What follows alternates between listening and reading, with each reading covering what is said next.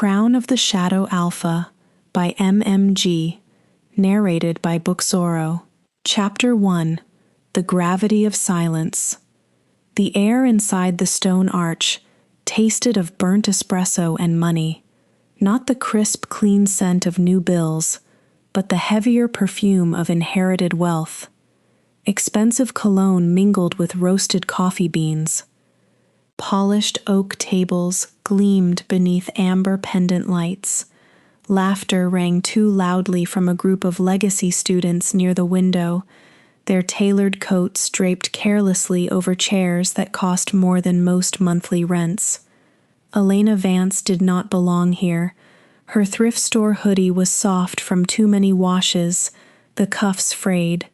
A faint smudge of ink marked the side of her hand.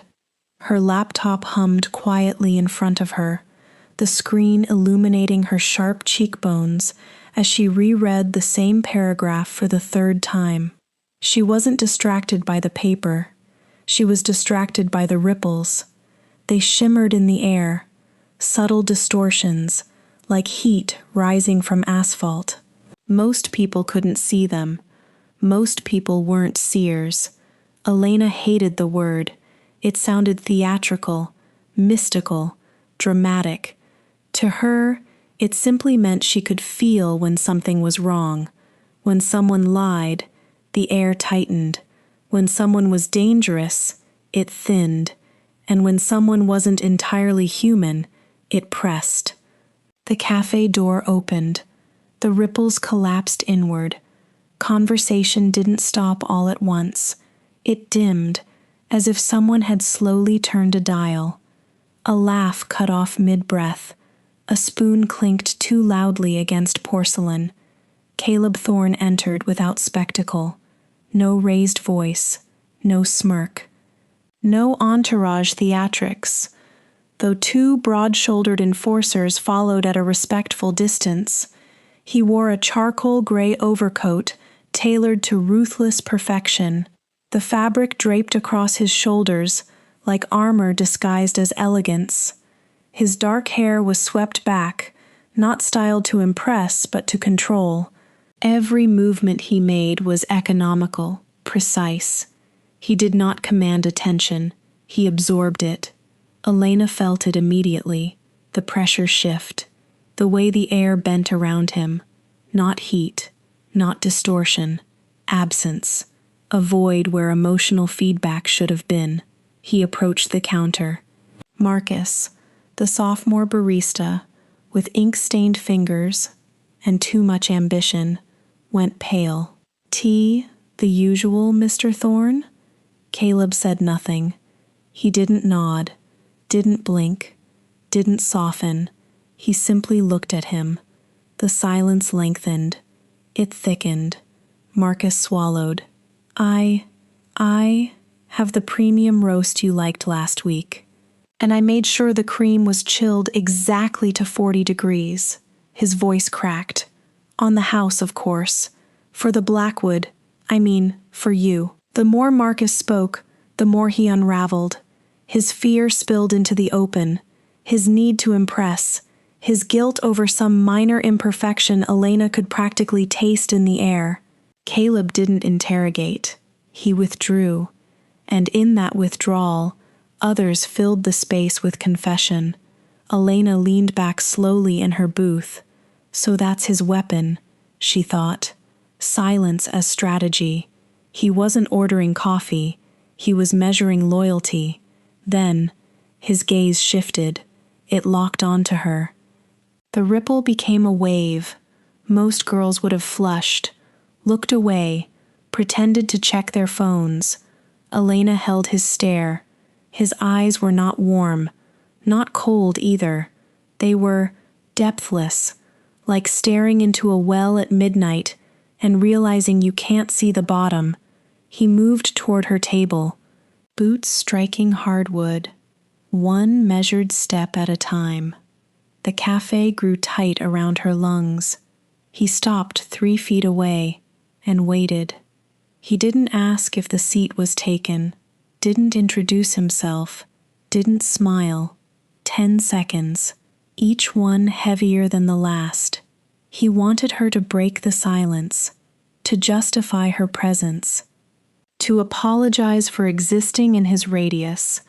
Elena closed her laptop with a soft click. "The coffee's getting cold, Caleb," she said evenly, "and the whole intimidating silence routine is becoming predictable. Are you here to speak, or just rehearse brooding?"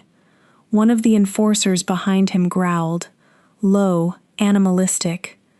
His irises flashed a shade too amber to be human. Caleb lifted one hand. The growl died instantly. There, a fracture, barely visible, but real. The faintest twitch at the corner of his mouth. Recognition. He pulled out the chair opposite her and sat down, movements smooth, controlled. Predatory without aggression. "Most people panic inside my silence," he said finally.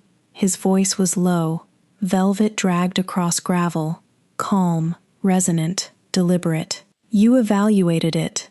Elena folded her hands on the table to hide the subtle tremor in her fingers. "I don't perform for free," she replied. "What do you want?" He leaned forward slightly. The scent hit her first.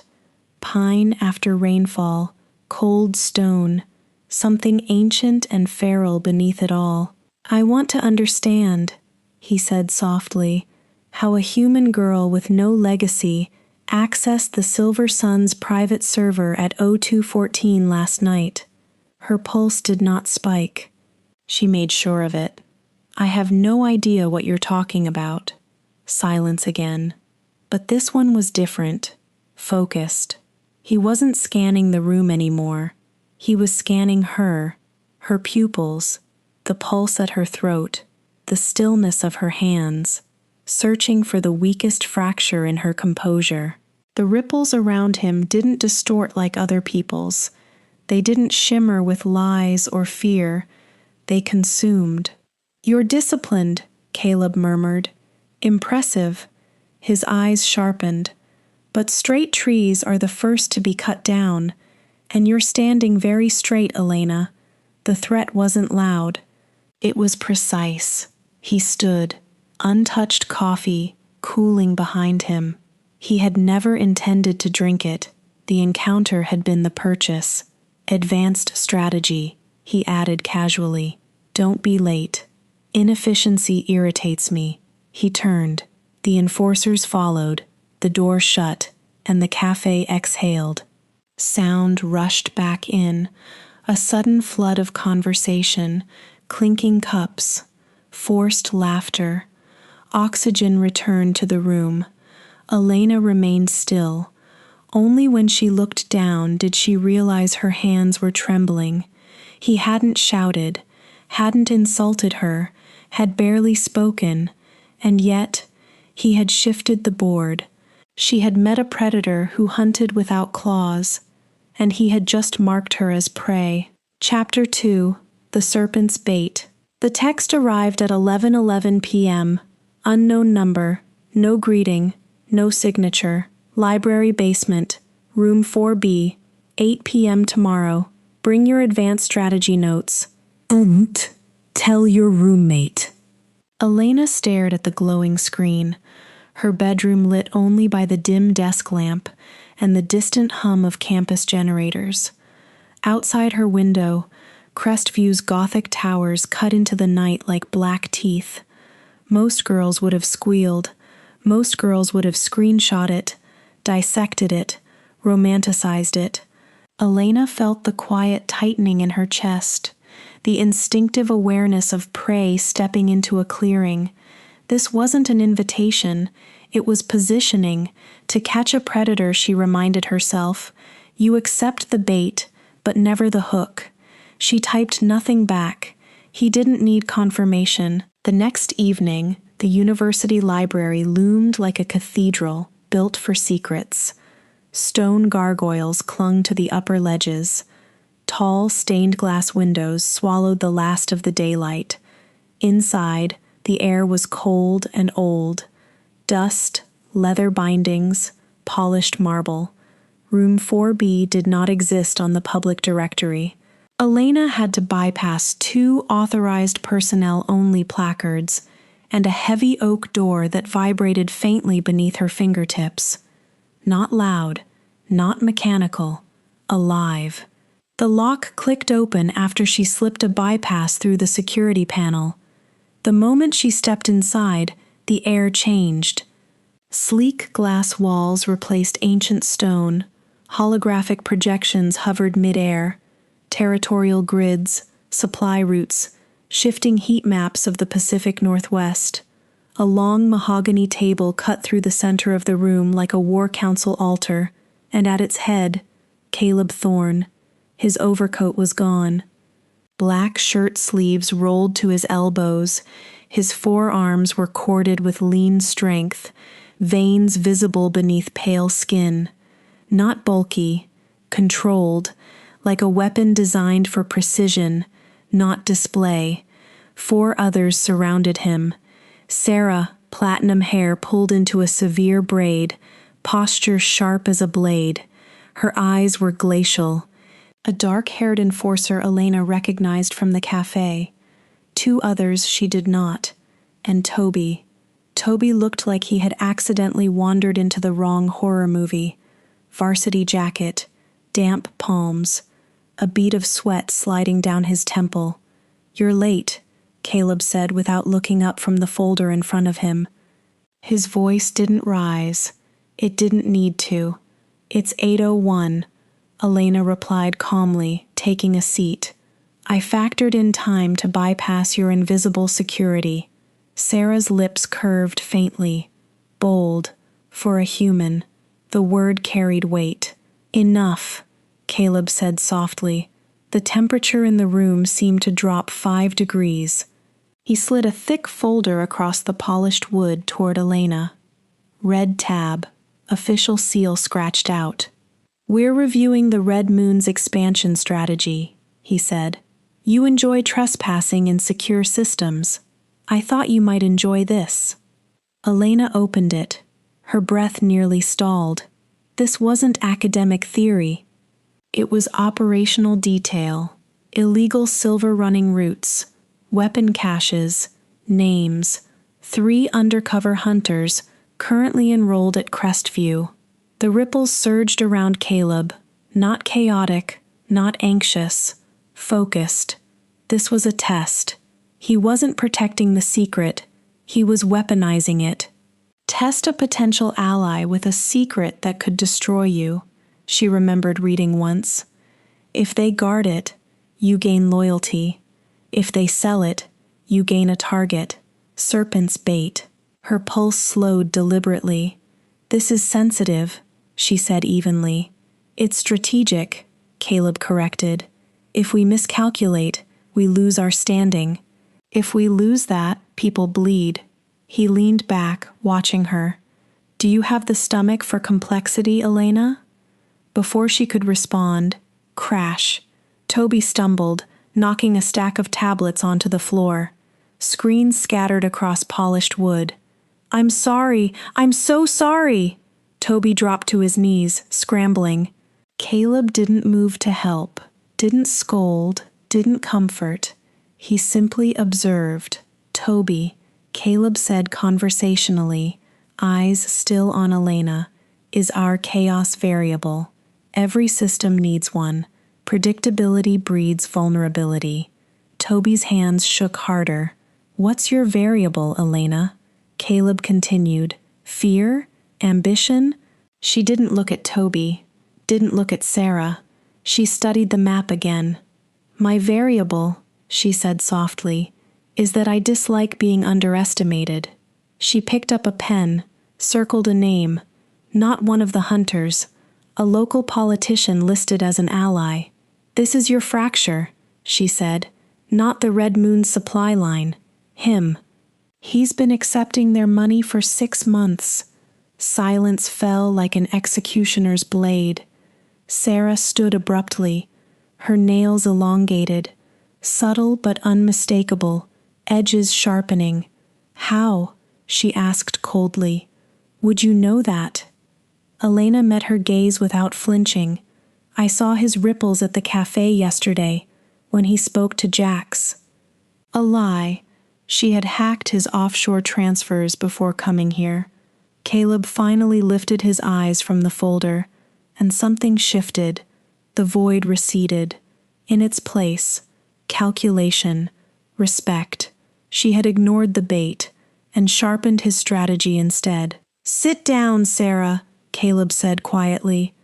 The claws retracted. He stood, circled the table. Each step measured. He stopped behind Elena's chair. Close. Too close. He leaned down, his breath warm against her ear. Pine. Rain. Something feral beneath it. "You passed the first test," he murmured.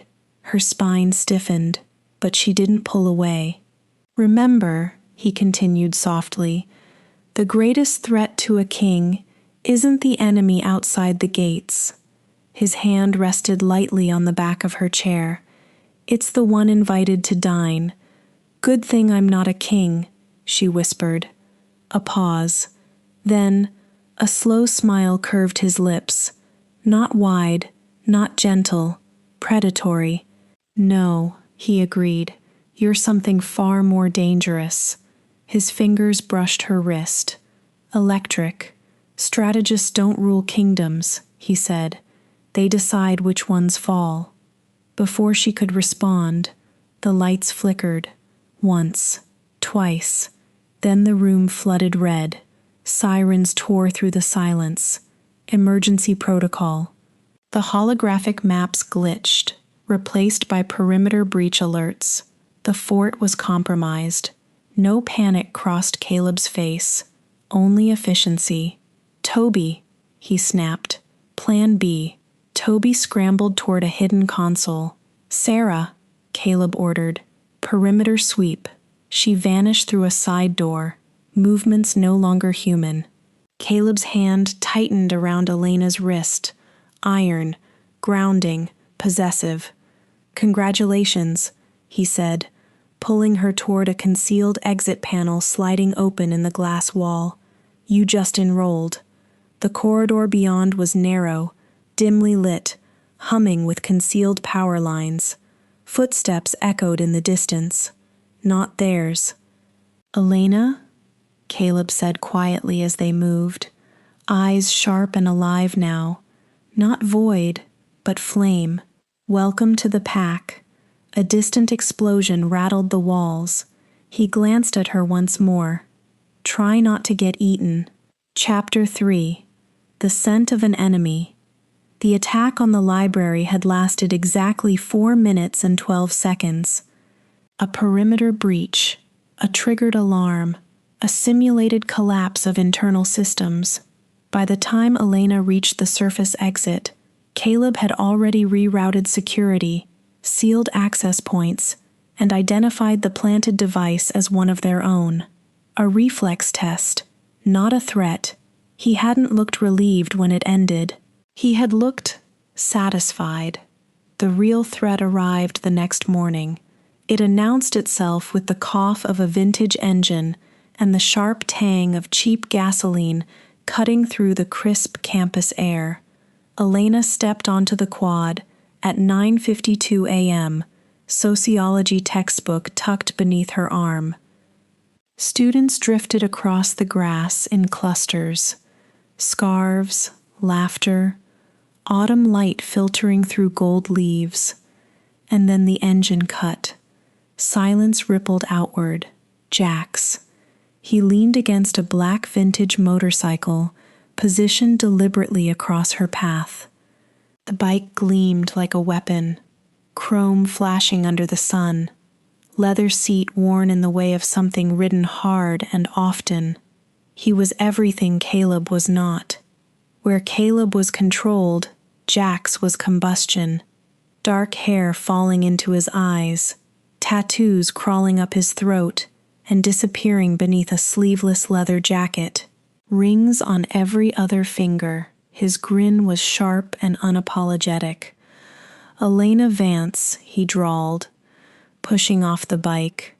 His scent hit her before he did. Gasoline, sweat, expensive cologne used too generously, aggression wrapped in perfume. I hear you've been studying late in basements with the Ice King. His gold-flecked eyes gleamed. Cold place to warm your hands, sweetheart. The ripples around him were chaotic, surges of ego and territorial instinct colliding in every direction. He's a better conversationalist than someone who thinks revving an engine counts as personality, Elena replied, stepping to move around him. Jax blocked her easily, faster than he looked. His hand caught the strap of her bag, tugging her closer.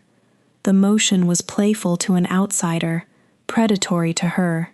Caleb doesn't have friends, Jax murmured near her ear. He has tools. His grip tightened slightly. Why be a wrench when you could be a queen? His eyes flashed, dirty gold, pupils narrowing unnaturally. I'll give you what he hides. Names, territories, real power.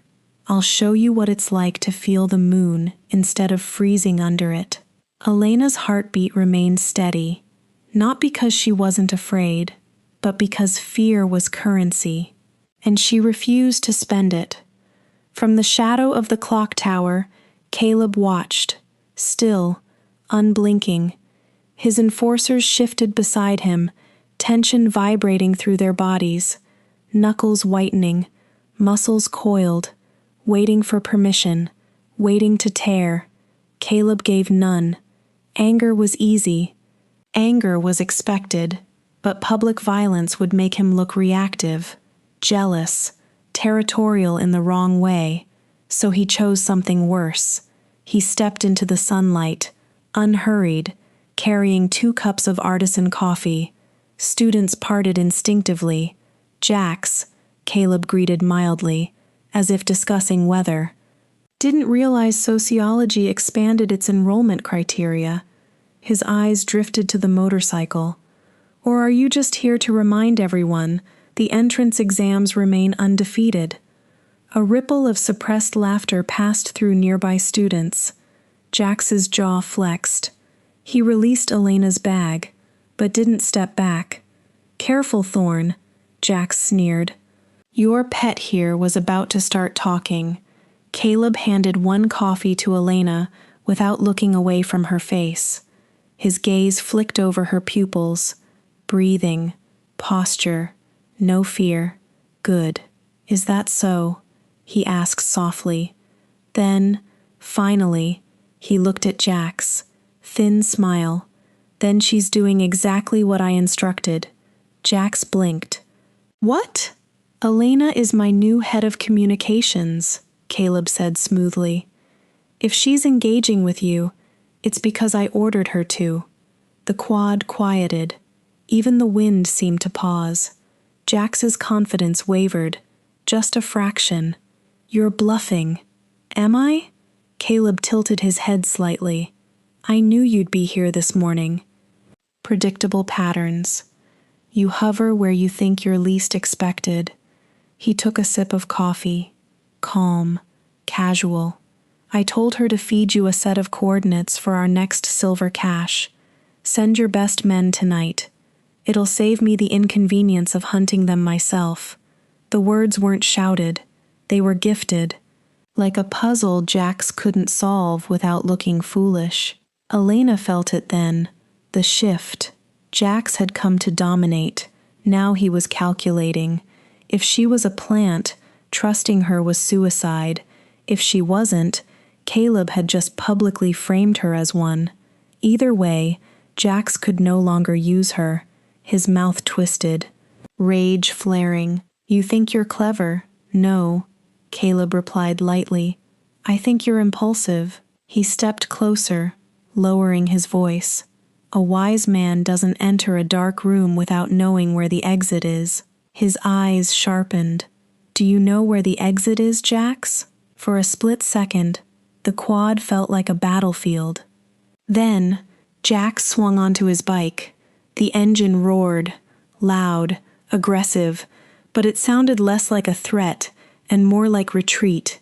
He peeled away, exhaust clouding the air, leaving behind scorched pride and unsettled whispers. The campus noise returned slowly. Students pretended nothing had happened. Elena took a measured sip of coffee. "Head of communications?" she asked, arching a brow.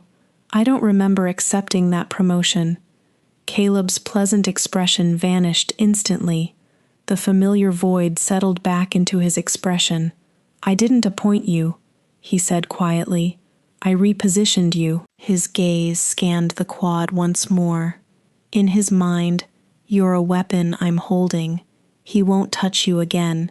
He'll assume there's a trap every time you blink." "And the coordinates?" she asked. A faint flicker of amusement crossed his eyes. "I gave him the address to animal control." Elena stared at him. "If he sends wolves there tonight," Caleb continued, "they'll spend the evening in reinforced cages, explaining themselves to municipal officers. That's cruel. It's efficient." He turned to leave, stopped. Without looking back, he added, "Don't let him grab your bag again."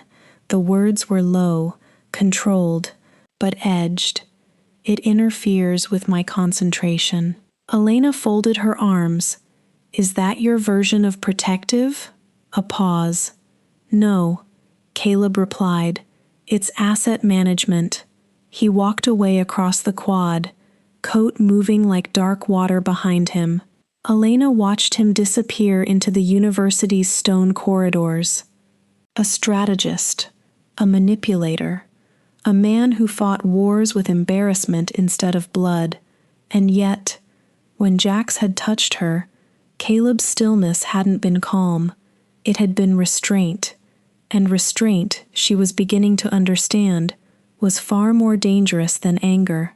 She checked the time. 9:59 a.m. Sociology could wait, because if Caleb was planning war this afternoon, she intended to be more than an asset. She intended to become indispensable. Chapter 4. The Library Ambush. 3 levels beneath Crestview's main library, the air changed. Upstairs, there were whispers and Wi-Fi signals and glowing screens. Down here, there was only dust. The archives were carved into stone, older than the university itself. Narrow aisles, cedar-lined shelves, iron-bound cabinets that smelled faintly of oil and age. The lighting came from exposed amber bulbs strung along the ceiling like a reluctant concession to modernity. It was the only place on campus where Elena's senses felt clean.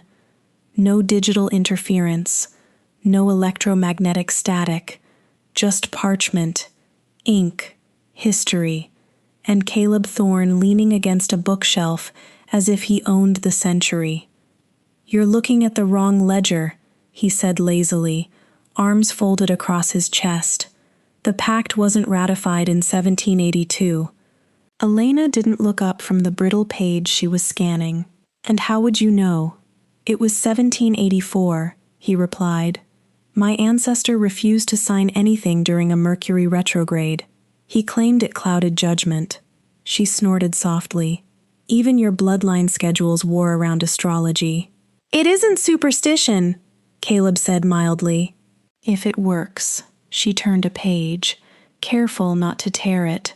She was tracing the Thorne family land deeds, cross-referencing acreage shifts, boundary disputes, and something more interesting, unexplained acquisitions near old silver mines. She didn't trust coincidences, and she certainly didn't trust dynasties. Caleb watched her instead of the documents. Not casually, not protectively, studying, mapping, as if she were a terrain he hadn't conquered yet. The iron door at the end of the aisle slammed shut. The sound detonated through the chamber, a metallic clack that echoed like a prison locking. The lights died. Complete darkness swallowed the room. For half a second, there was nothing but silence. Then, a faint hiss, Elena's senses flared violently. The ripples weren't human, they were mechanical, coming from the ventilation shafts. The air shifted, sweet at first, then metallic, bitter, burning. "Wolfsbane vapor," Caleb growled. His voice changed. Lower, rougher, less controlled. "Stay low. They've sealed the exits." Elena dropped instinctively as the gas thickened. This wasn't sloppy. This wasn't Jax. This was calculated. An alpha trapped in confined space. Silver nitrate vapor forcing a partial shift. No room to run. Restricted movement. Turn the strongest predator into a cornered animal. Caleb didn't rush the door. He knew better. Instead, he grabbed Elena, hand firm at her waist, and pulled her behind a heavy oak and iron manuscript cabinet.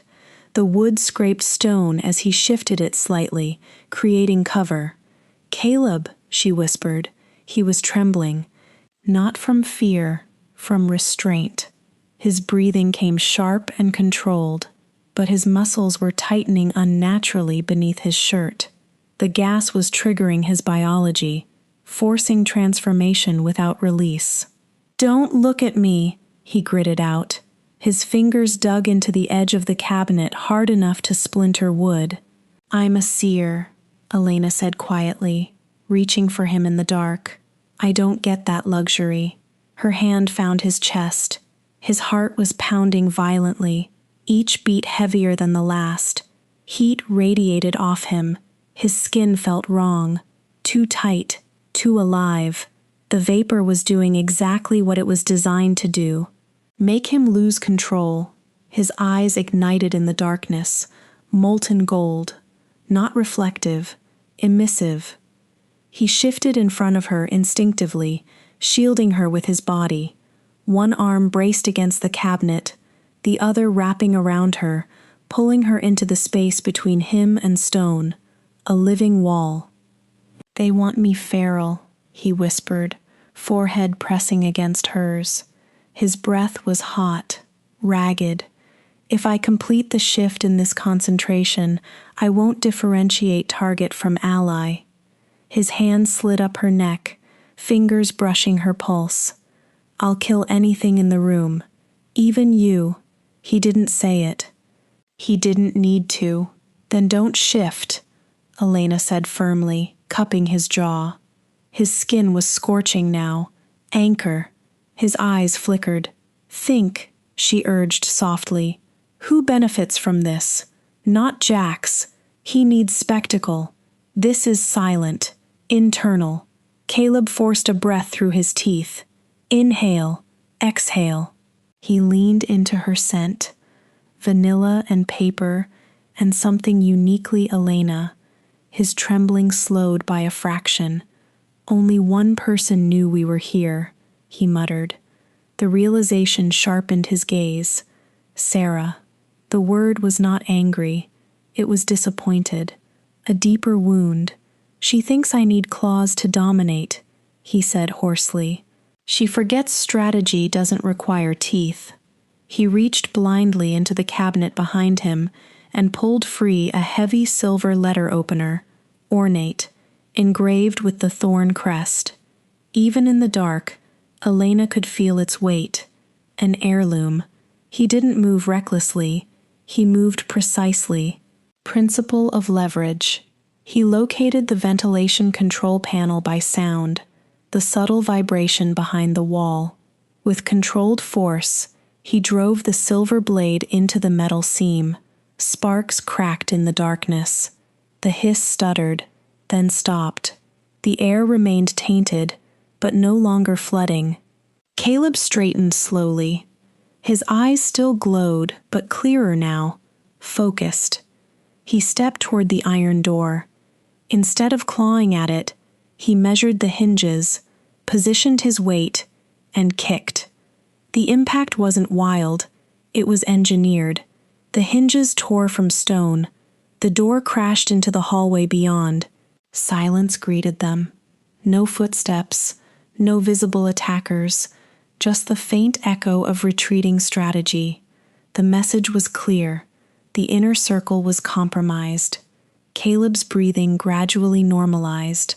The gold in his eyes faded to ice blue, but his arm remained around Elena's waist, firm, unwavering. For several seconds, neither of them moved. "You're compromised," Caleb said finally, voice rougher than usual, "because you saw me restrained." She looked up at him. "That's not weakness." "To a king," he replied quietly, "it is." His thumb lifted, brushing her lower lip almost unconsciously. A fleeting touch. Testing. Memorizing. A ruler should never reveal the storm inside him. "I'm not your subject," Elena reminded him, pulse finally betraying her. His gaze darkened. "I know." His hand tightened slightly at her waist. "That's precisely the problem." In the dim emergency light spilling down the corridor, something had shifted. Not alliance, not ownership, something more volatile. He stepped back first, control returning, like armor sliding into place. "We move carefully now," he said, strategist once more. "Trust is a liability." "And what am I?" she asked. His eyes lingered on her, a beat too long. "A variable," he said. Then softer, the only one I didn't predict. Somewhere above them, footsteps echoed. The war had moved inside the gates, and for the first time, the enemy wore familiar eyes. Chapter 5. The Weakest Link. The Blackwood Den no longer felt like a headquarters. It felt like a sealed chamber before execution. After the archive ambush, Caleb had initiated full lockdown, biometric checkpoints, rotating access codes, silent perimeter sweeps every 30 minutes. No one entered the inner circle without clearance that came directly from him. The strategy room, glass floors layered over glowing territorial maps, was suffocatingly quiet. Sarah paced. Her heels struck the glass in sharp, rhythmic taps. Her platinum braid swung like a metronome of irritation. "We were breached in sacred territory," she said, voice controlled but razor-edged. "Someone knew your location, Caleb." He didn't answer. He wasn't looking at her. He was watching Toby. Toby shuffled across the room holding a tray of meticulously blended protein smoothies, kale, supplements, silver nitrate boosters for pack endurance. His hands trembled. Too much. He caught the edge of a loose carpet. The tray flipped. Green liquid splashed across the floor, across Sarah's polished black boots. The room froze. "You incompetent disgrace," Sarah hissed, eyes flashing molten amber. Her nails lengthened slightly. "You are an embarrassment to the Blackwood name." Toby dropped to his knees immediately. "I'm so sorry. I'll clean it, I swear." Elena, seated near the peripheral console, watched carefully. Toby's nervousness was real. But Caleb's void wasn't passive today. It was aimed. He wasn't evaluating Toby. He was studying Sarah's reaction, measuring the venom, weighing it. Use the insignificant to observe the powerful, Elena remembered from an old text. No one guards their secrets from a fool. "Leave him," Caleb said quietly. Sarah's glare snapped toward him. "Toby," Caleb continued, walking toward the central console. He picked up a sleek, encrypted drive from the table. "I need you to deliver this to the North Forest outpost." Sarah stilled. "It contains the real coordinates of our lunar cycle vault." Elena's pulse jumped. That vault wasn't strategic. It was sacred. "Caleb," Sarah said sharply, stepping forward, "you cannot entrust that to him. Let me take it." Her tone wasn't protective. It was urgent. Toby will misplace his own shadow. Caleb's back remained to her. "I've made my decision." He turned slightly, extending the drive. Toby. Now. Toby swallowed, nodded, and hurried out. The glass doors sealed behind him. For half a second, Caleb's gaze flickered toward Elena. Just a fraction, but she saw it. The patience. The hunter waiting for prey to step into a snare. That wasn't a vault key. It was bait. 3 hours later. The strategy room lights dimmed automatically as evening settled over campus. On the wall-sized screen, GPS trackers glowed. Toby's signal blinked steadily, then stopped. Elena leaned forward. "Starbucks?" she murmured. The dot had halted at a generic off-campus cafe. Sarah's jaw tightened. "He's been intercepted. I told you he was the weakest link." There it was. Not concern. Validation. "I'll retrieve it before Jax's men access the drive," she added quickly. "Wait!" Elena said, standing. Her eyes shifted to the secondary tracker panel. A second dot moved quietly across the map. Blue, unregistered to PAC systems, but not untraceable. "Look at this," Elena said. The blue dot was moving away from Starbucks, heading east, toward Red Moon territory. Caleb rose slowly. No surprise crossed his face. Only confirmation. "That," he said softly, "is Sarah's burner phone." The room went still. Sarah's breathing sharpened. Caleb leaned over the console, fingers resting lightly on the glass. "The best way to expose a traitor," he said calmly, "is to give them a secret too tempting to ignore, and too dangerous to keep." He straightened. "I didn't give Toby the vault location." Sarah's composure fractured. "Caleb, I gave him a drive that deploys a network parasite the moment it connects to an unrecognized system." Silence stretched between them. Then, the doors slid open. Toby walked in. No stumbling, no trembling. His posture was upright, steady. He approached Caleb and handed him a second drive. "She intercepted me exactly as predicted," Toby reported evenly. "Insisted I was unfit to carry something so critical. Took it under the pretense of protecting PAC assets, then doubled back to meet Jax's courier." Elena felt a flicker of admiration. The fool had never been a fool. He had been invisible by design. Sarah's face drained of color. "I was protecting us," she said quickly. "After the archive attack, you were unstable. I needed leverage in case I fell," Caleb finished softly. He approached her. No glowing eyes, no raised voice, just lethal calm. "You saw restraint and mistook it for weakness." Sarah's hands trembled. "You hedged your loyalty," Caleb continued. "You sought a secondary master. I was thinking strategically." "No," he interrupted gently.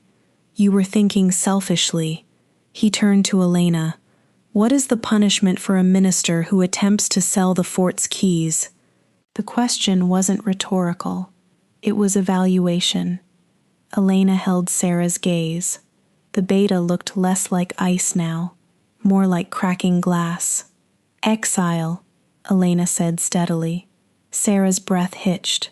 "But before exile," Elena continued, turning to Caleb, "activate the parasite. Let Jax's network burn from the inside. Drain his operational funds. Freeze his shell accounts. If she intended to give him strength," she paused, "let her give him collapse." The silence stretched. Then Caleb's lips curved faintly. Not cruel, not amused, appreciative. "Strategic," he murmured. His eyes flashed briefly gold. "And vindictive. A beat. I approve." On the screen, a cascade of alerts began flashing red across Red Moon infrastructure nodes. Accounts locked, communications scrambled, supply routes frozen. Jax wouldn't realize it was sabotage until morning, and by then, his war chest would be dust. Sarah staggered back a step. You're exiling me for a hypothetical betrayal? For an executed one, Caleb corrected. He moved closer, not touching her, but close enough that she felt the weight of alpha presence. You forgot something fundamental. His voice dropped. The strength of the wolf is the pack. A pause. But the strength of the pack is the alpha's mind. The guards entered silently. Sarah's shoulders squared once more. Ice reforming. You're choosing a human over blood, she said. Caleb's gaze didn't waver. I'm choosing intelligence over insecurity. Sarah's eyes flicked to Elena. There was no hatred there, only calculation. You've changed him, she said softly. Elena didn't respond. Sarah was escorted out. The doors sealed. The den exhaled. Toby resumed his nervous persona almost instantly, rubbing the back of his neck. So, should I make more smoothies? Elena almost smiled. Caleb turned to her instead. The strategist, the king, the man who had orchestrated betrayal to prove loyalty. You saw it, he said quietly. The moment she decided to trade me. Yes. And you didn't warn her. Elena met his gaze. I don't protect traitors. Something shifted behind his eyes. Not possession, not calculation, recognition. Good, he said, because for the first time since this war began, he no longer needed to test where she stood, and that made her far more dangerous than Sarah had ever been. Chapter 6. The Gala of Masks. Thorne Manor did not host parties. It staged power. Crystal chandeliers cascaded light like controlled constellations across a ballroom of marble and gold leaf. The air smelled of lilies and vintage champagne, undercut by something sharper, polished steel, concealed firearms, old money. Security was invisible, which meant it was everywhere. Elena stood at the top of the grand staircase, fingers grazing the banister carved with wolves and ivy. The emerald silk of her gown draped to the floor in liquid folds, elegant and deliberate.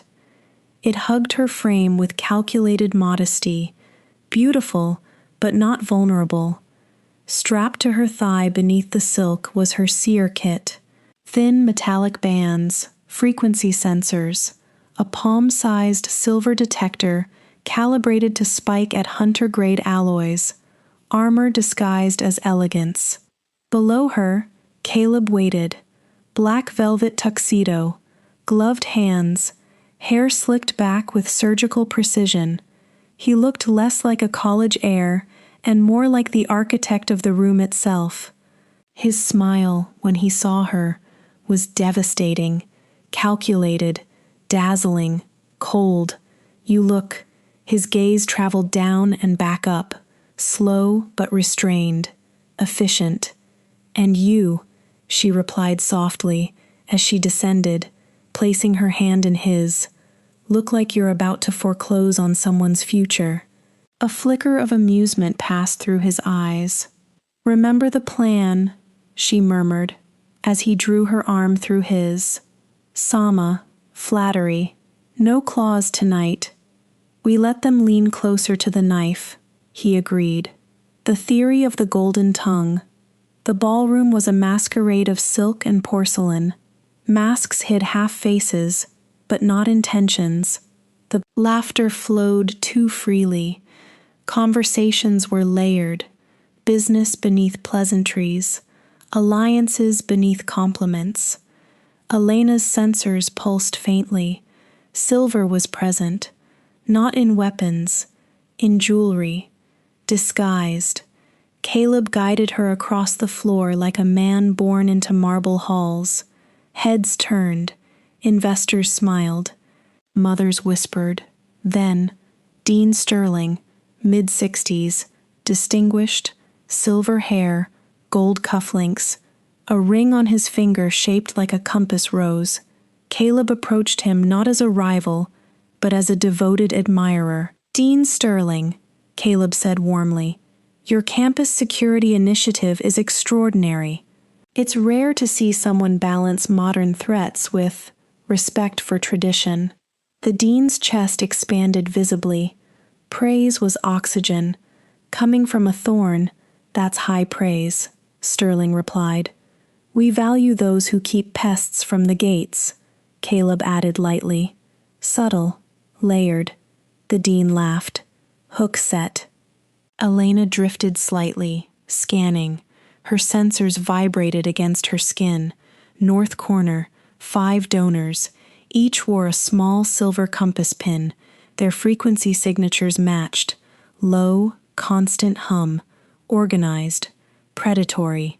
They're in the north wing, she whispered, as Caleb led her seamlessly into a slow dance. His hand settled at the small of her back. Warm, firm, strategic proximity. I see the pattern, he murmured. The dean's ring is a transmitter. He's their axis. They moved like polished royalty. To the crowd, untouchable. To each other, calculating. You're very convincing tonight, Elena teased quietly. Charm, warmth, is any of it real? Caleb's hand tightened slightly at her waist. The music softened around them, or perhaps the world simply narrowed. He leaned closer, mask brushing the edge of hers. The diplomacy is a mask, he said, low enough for only her to hear. His eyes, stripped of glittering charm, were something older. But the part where I'd burn this manor down if any of them laid a hand on you? A pause. That's not theater. The intensity hit her like a physical force. Before she could respond, a crash. Shrimp cocktail cascaded onto silk. Gasps. Toby stood frozen, mortified, a tray dangling from his fingers in theatrical incompetence. The dean's wife shrieked. Chaos bloomed exactly as designed. Caleb's fingers tightened at Elena's back. Now, he whispered, the study. They slipped through a side corridor, laughter and outrage masking their absence. Dean Sterling's private study was darker than the ballroom. Mahogany shelves, oil portraits, a heavy desk polished to a mirror sheen. Elena's sensors spiked violently. It's not a vault, she whispered, approaching a portrait of a colonial hunting party. Behind the frame, a hidden panel. Caleb opened it smoothly. Inside was not cash, not weapons, a ledger, names, dates, prices, annotations. Not wolves hunted, wolves sold, supernatural entities cataloged like livestock. The Silver Compass wasn't a vigilante society, it was a trafficking network, human greed wearing the mask of righteousness. Caleb's jaw hardened. Hate has limits, he said quietly. Greed does not. Footsteps approached. Close. Elena slid the ledger free. Caleb poured 2 glasses of scotch from the desk with calm precision, placed one in her hand, and pulled her into him. Not gently, convincingly, his hand pressed against her lower back. Her fingers curled into his lapel. The door opened. Dean, Caleb said, breath slightly uneven, expression boyish and reckless. Apologies. The acoustics in here are exceptional. The dean chuckled, discomfort melting into indulgent amusement. You're your father's son, Thorne. Out. Of course, sir. They exited smoothly, ledger concealed inside Caleb's jacket. Moonlit garden. The night air outside was cool, washed silver by the moon. Fountain water shimmered quietly beside them. Only then did Elena release the breath she'd been holding. That was too close. It was exact, Caleb corrected. He tapped his jacket lightly. We have their suppliers, their buyers, their offshore accounts. He looked toward the manor's glowing windows. They hunt for profit. So now? She asked. He met her eyes. Now we stop flattering. The strategist had returned. Now we move to Danda. Force. She stepped closer. You said you'd burn the manor down for me. Her voice was steady, but searching. Was that part of the performance? Caleb's gaze lifted to the moon, then lowered slowly back to her. The mask was gone. I do not waste sincerity, he said quietly, especially not on my strategist. The fountain's mist drifted between them. Truth, he added softly, is a far more efficient weapon. And for the first time that evening, he looked less like a king at war and more like a man choosing something dangerous. Chapter 7. The Moon's Betrayal. The sky did not darken gently. It bruised. Clouds thinned and peeled back as the moon turned red, deep, arterial crimson, as if the heavens themselves had been wounded. On the quad below, students cheered, music thumped, glow sticks flickered beneath the bleeding light. They called it the blood eclipse bash. They had no idea what it meant. For the Silver Suns, it was a fracture in the spine of power. For a seer, it was annihilation. Elena gripped the stone railing of the observatory balcony as the eclipse peaked. Her breath came in shallow bursts. The ripples, her constant map of truth and danger, had vanished. No, worse. They were crashing into each other in violent waves. Noise, unfiltered. Every supernatural pulse, in a 50-mile radius, amplified and distorted. I can't, she gasped, fingers whitening against stone. I can't see the lines anymore. Her eyes, usually dark and razor-focused, clouded. Milky white light bled outward from her pupils. Caleb stepped behind her instantly. He felt it too. The eclipse strained his alpha bond. The pack link that usually hummed steady in his chest now flickered, threads snapping, reconnecting, fraying again. Authority weakened, instinct sharpened. He placed his hands firmly on her shoulders. Focus on my voice, he commanded, not loud, anchored. When the world fractures, you choose one point and hold it. She trembled violently. The moon above shifted deeper into red. His phone vibrated. Priority channel. Toby. Alpha. They're not at the manor. Toby's voice crackled through the comms. Chaos bled beneath his composure. Silver compass units breached the pack house. They timed it with the eclipse. Perimeter wards are collapsing. The younger Omegas are trapped. Caleb's jaw tightened. We need you here. Now, Elena cried out. A thin stream of blood slid from her nose. The sensory overload was shredding her mind. If he left now, her seer cortex would burn out. Or worse, her uncontrolled power would flare like a beacon. Hunters would converge. He could feel the pack's fear, hundreds of miles of instinct tugging at his spine. Caleb, go, Elena whispered weakly, swaying. They're your family. She almost laughed through the pain. I'm just the intern. He looked at the moon, then at her. The strategist inside him calculated in ruthless clarity. Borders can be retaken, assets replaced, homes rebuilt, but lose the mind that sees the unseen, lose the strategist, and the war is already lost. Toby, Caleb said into the comm, voice suddenly flat and absolute. I'm not coming. A stunned silence. What? Alpha, they have silver fire. We're outnumbered. Trigger false treasury protocol. A beat. Blow the east wing gas lines. Collapse the archive corridor. Make it look like I was inside securing records when it detonated. Alpha, that's the ancestral hall. Sacrifice the wood to save the wolves, Caleb snapped. They'll assume I'm dead. Hunters always search ashes for proof. Let them sift through rubble while you evacuate the pack to the secondary fort.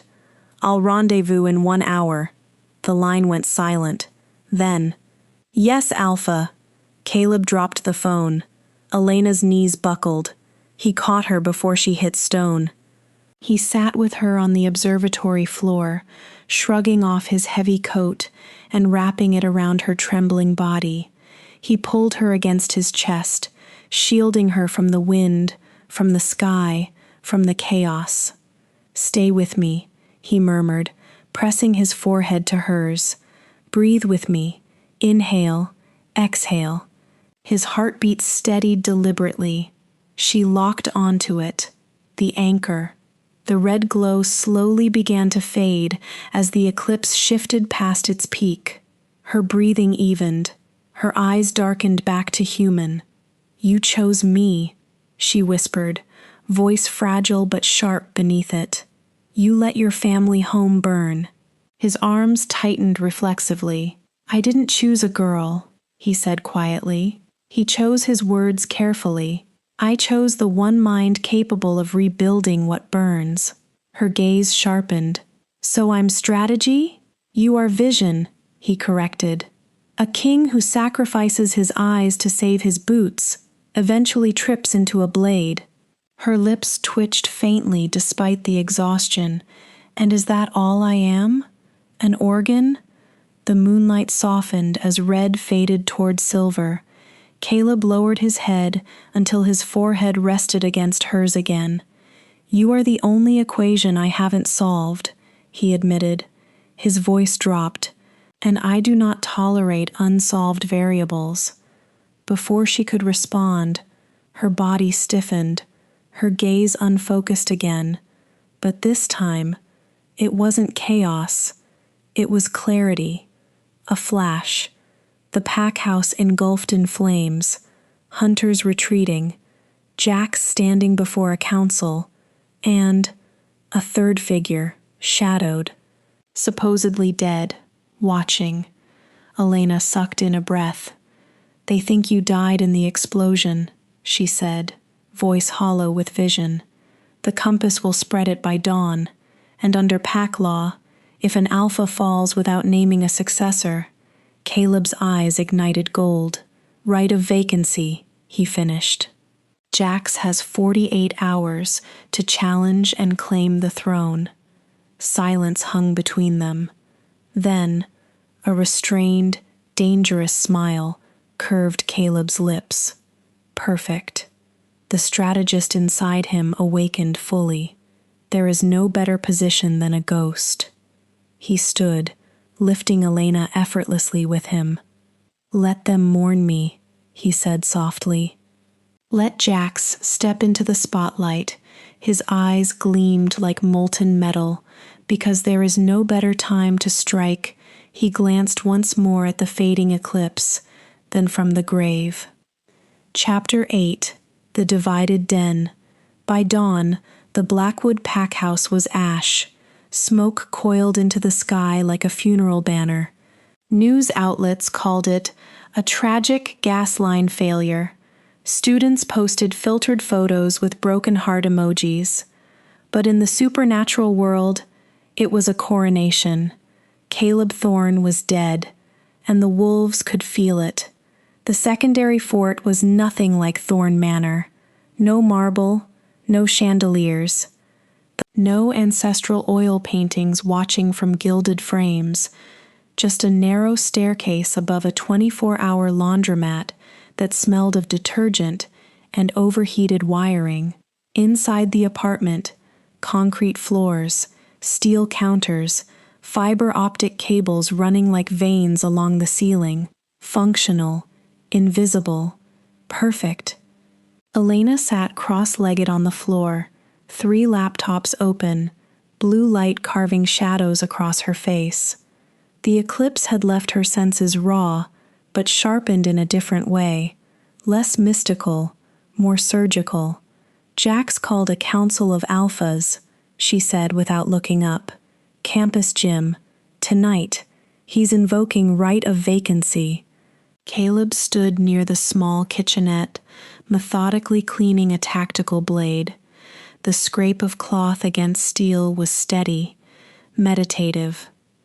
He claims the Blackwood line is extinguished, Elena continued, and that Red Moon should absorb your territory and assets for the stability of the region. Caleb tested the blade's edge against his thumb. No flinch. Let him, he said calmly. She looked up. He met her gaze. We don't stop the meeting. A faint, dangerous smile curved his mouth. We infect it. The strategy of internal fracture. Caleb crouched beside her, leaning over one of the screens. Jax's power isn't external, he said. It's fragile. It depends on internal loyalty. Elena's fingers moved rapidly.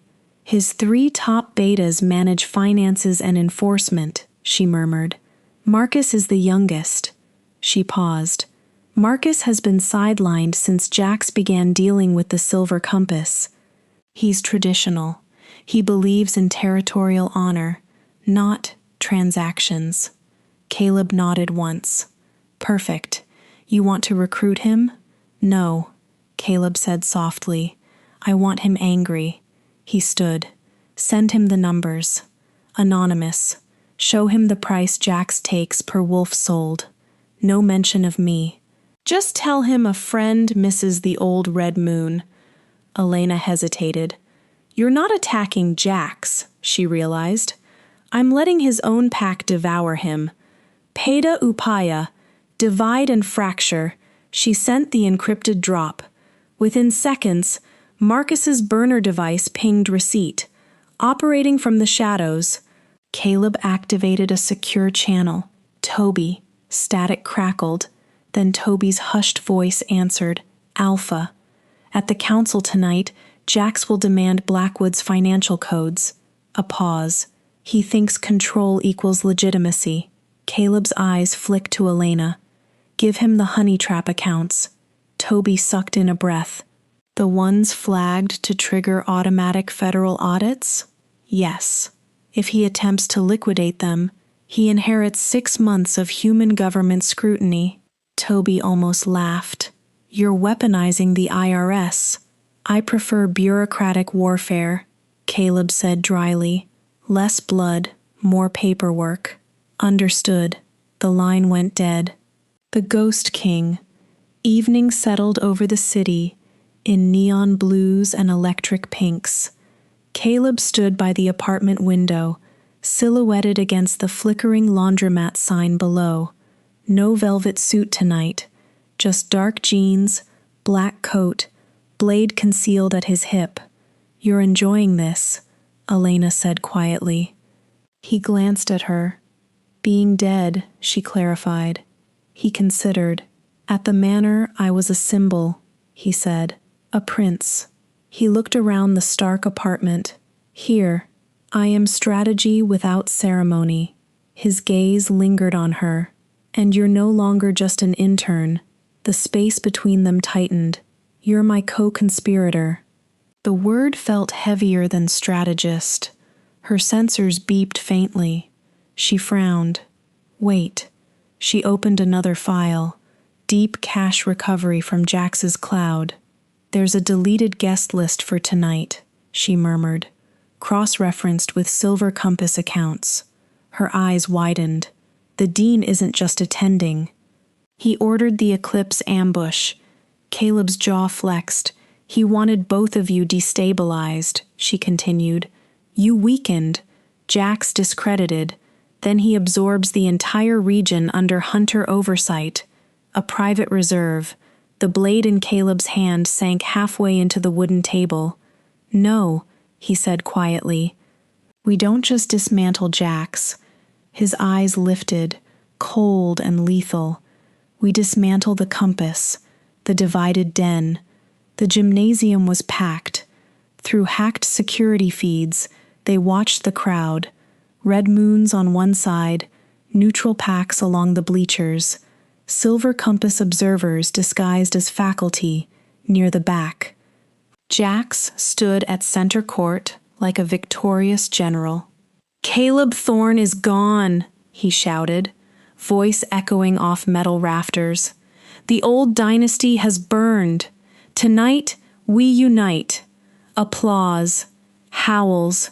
He raised his hands for silence.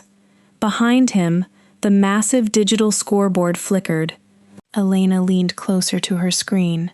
Now, the scoreboard glitched. Then, numbers began to scroll. Transaction logs, offshore transfers, amounts labeled per unit, per wolf. Gasps rippled through the gym. Marcus stepped forward from the Red Moon ranks, eyes blazing. "You sold us?" he roared. Jax turned sharply. "It's forged." Another column flashed. Dean Sterling's authorization signature, silver compass routing numbers. The crowd erupted. Snarls, bones shifting, allegiances fracturing in real time. The council had become a battleground. "Step 1 complete," Caleb said, sliding his coat on. Sirens began to wail in the distance, triggered by suspicious financial alerts. Jax lunged at Marcus. Half the Red Moons lunged back. Civil war ignited under fluorescent lights. Caleb moved toward the door. Elena grabbed her jacket. "Where are we going?" "To the gym." Her pulse spiked. "You're supposed to be dead." He paused, hand on the doorknob. A slow smile touched his mouth. "Exactly." He opened the door. Let them tear each other apart long enough to doubt everything. His eyes gleamed gold in the neon reflection. "Then we walk in." He glanced back at her once. Because nothing terrifies a divided den more than a ghost who refuses to stay buried. Chapter 9. The Debt of Blood. The parking lot behind Crestview Gym smelled like gasoline, sweat, and iron. Inside, the civil war Elena had ignited was still raging. Howls ricocheting off metal bleachers, bodies colliding, loyalty shredding in real time. Outside, Jax crawled. Each movement left a smear of dark, viscous blood across the asphalt. Marcus's blade had gone deep, silver-lined, traditional, meant to punish betrayal. A human would have died instantly. A wolf only suffered longer. On the roof of the adjacent chemistry building, Caleb lay prone, thermal lens fixed on the scene below. The night glowed in gradients of heat and fading strength. Elena stood beside him, one hand braced on his shoulder. Not for him, for herself. The ripples of violence below pulsed erratically, threatening to overload her senses again. "He's going to die," she whispered. "If Marcus circles back, I know." Caleb's voice was steady. His finger rested near the trigger of a remote device. Not a bullet, but a localized flash disruptor, wired into the street grid. He watched Jax's heat signature flicker, weakening. This was leverage at its purest. Not dominance, not revenge. Breath. "The tactical intervention. Now," Caleb murmured. Elena tapped her tablet.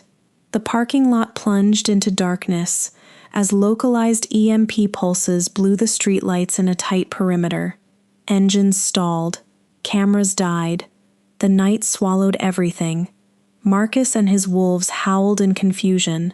In that blind window, Caleb moved, down the fire escape, across asphalt, into shadow. Jax barely registered the hand that seized his collar and dragged him into the alley. "What?" He slammed against brick. A shadow stepped forward. "You're dead," Jax rasped. "Close," Caleb replied. The word was soft, terrifying. He held up a small vial, clear liquid catching faint neon spill from a distant sign. Wolfsbane antidote, Thorne formulation. Rare. Jax's pupils constricted. "You can bleed out here," Caleb said calmly, pressing him harder against the wall. "Marcus will finish what he started." Or, he let the vial tilt just out of reach. "I can give you this." Jax's breathing hitched. "But the price," Caleb continued. is a debt of blood, silence stretched thin. You swear to the moon that your life belongs to the thorn line until I release you. Jax's jaw clenched. You become my hound inside the silver compass.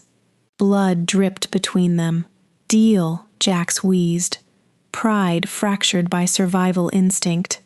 Before Caleb could inject the antidote, a beam of white light sliced into the alley. Police? Hands where I can see them.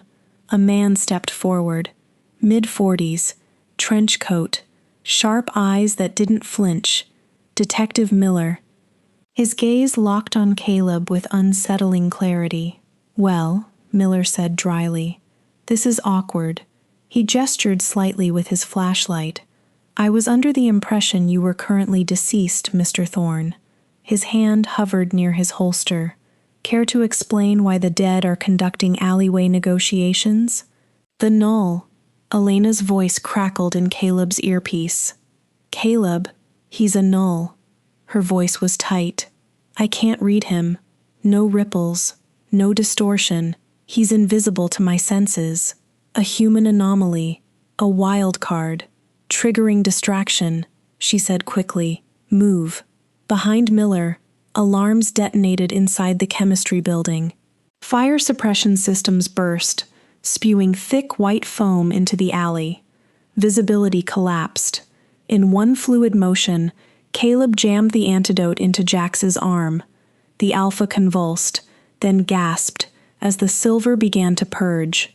Caleb hauled him over his shoulder, the alley filled with foam and shouting officers. A sewer grate clanged open. By the time Miller forced his way through the suppressant cloud, the alley was empty. The secondary fort. Jax lay unconscious on the apartment floor, wound knitting slowly, breath stabilizing. The laundromat below hummed obliviously. Elena paced. Miller saw you, she said. He knows you're alive. Caleb sat in a metal chair, elbows on knees, watching Jax breathe. The Ghost King strategy had fractured. Or had it evolved? It simplifies things, Caleb said at last. She stopped pacing. How? Now the dean faces two threats he cannot control. He ticked them off calmly. A wolf he thought was dead. A detective he cannot bribe. He leaned back. We've turned the human variable into a shield. Elena exhaled slowly. You're assuming Miller won't turn on us. I am, Caleb agreed. But men like him hunt truth, not politics. That makes him inconvenient. For the compass. His gaze shifted to her. You handled the null well. She gave a humorless laugh. I panicked. But you adapted. She hesitated. I realized something. He waited. I don't need to see the ripples when I can see you. The words lingered, unplanned, honest. Caleb stood, closed the distance. The apartment felt smaller suddenly. You trust my mind, he said quietly. I trust your pattern. His hand lifted slowly, brushing a stray strand of hair from her face. Jax owes me a debt of blood, he said, but I owe you something far more expensive. Her pulse skipped. Oh? In the first Alpha Codex's world? He murmured, leaning closer. Total transparency. His voice dropped. The dean doesn't want us dead because of territory. Her breath caught. He wants what's buried under the university library. Before she could ask, the door burst open. Toby stood frozen in the doorway holding a paper bag. Hey guys, I got the burgers and... He blinked. Oh, long pause. Is this a moment? Caleb didn't move away from Elena. The burgers, Toby, he said flatly. Just leave the burgers. Toby set the bag down with exaggerated care. I'll, guard the hallway. He retreated. The door shut. Silence returned. Elena's eyes remained locked on Caleb. What's under the library? She asked softly. His expression shifted. Not strategist, not alpha, something older. An 18th century pact wasn't just signed there, he said. It was sealed, a beat, with blood that doesn't belong to wolves or humans. Outside, sirens wailed faintly in the distance. Inside, the war had just widened, and this time, it wasn't about packs. It was about something buried deep enough to make monsters nervous. Chapter 10: The Twisted Truth. Crestview University Library was designed to inspire awe. Stone gargoyles, cathedral windows, glass atrium flooded with curated sunlight. But the real architecture of power lay beneath it, in the null zone. Elena adjusted the beige vest on her shoulders and pushed a cart of crumbling manuscripts through the restricted access gate. Beside her, Caleb looked offensively academic, hair slicked back, thick-rimmed glasses, sleeves rolled precisely once. He carried a clipboard. He looked like he graded papers for fun. "Stop touching the glasses," Elena muttered under her breath. "You look harmless." "I feel domesticated," Caleb replied quietly. The first Alpha Codex said the best disguise is one that disappears into other people's arrogance. No one sees the help. They swiped temporary archival badges, borrowed, duplicated, and returned without the original owners noticing. The elevator hummed downward. Floor B1, B2, B3.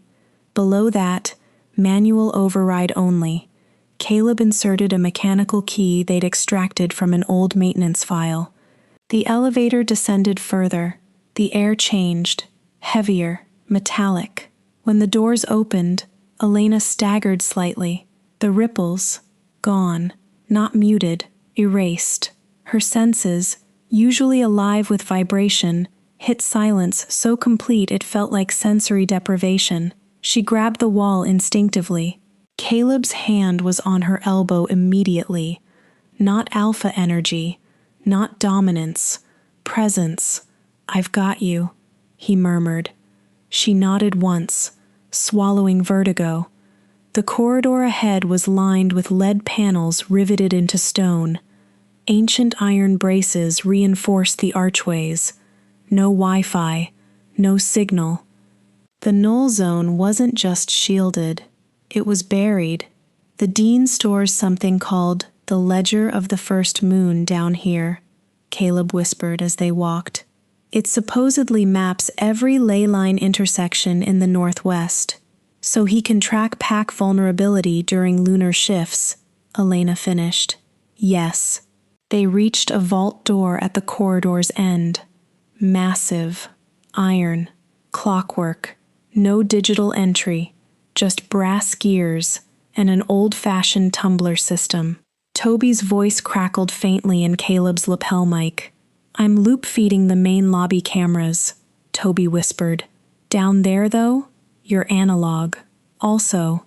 Detective Miller just walked into the dean's office upstairs. "He looks alert." "When does he not?" Elena muttered. She knelt at the vault lock, pulling a stethoscope from her pocket. The steady click of tumblers echoed in the dead air. "Caleb," she said quietly as she worked, "this isn't just a map vault." The final tumbler clicked. The vault door groaned open. Inside, not parchment, not charts, glass cylinders, dozens of them, each filled with glowing, iridescent soil that pulsed faintly with internal light. Elena stepped forward slowly. Her fingers brushed the cool glass.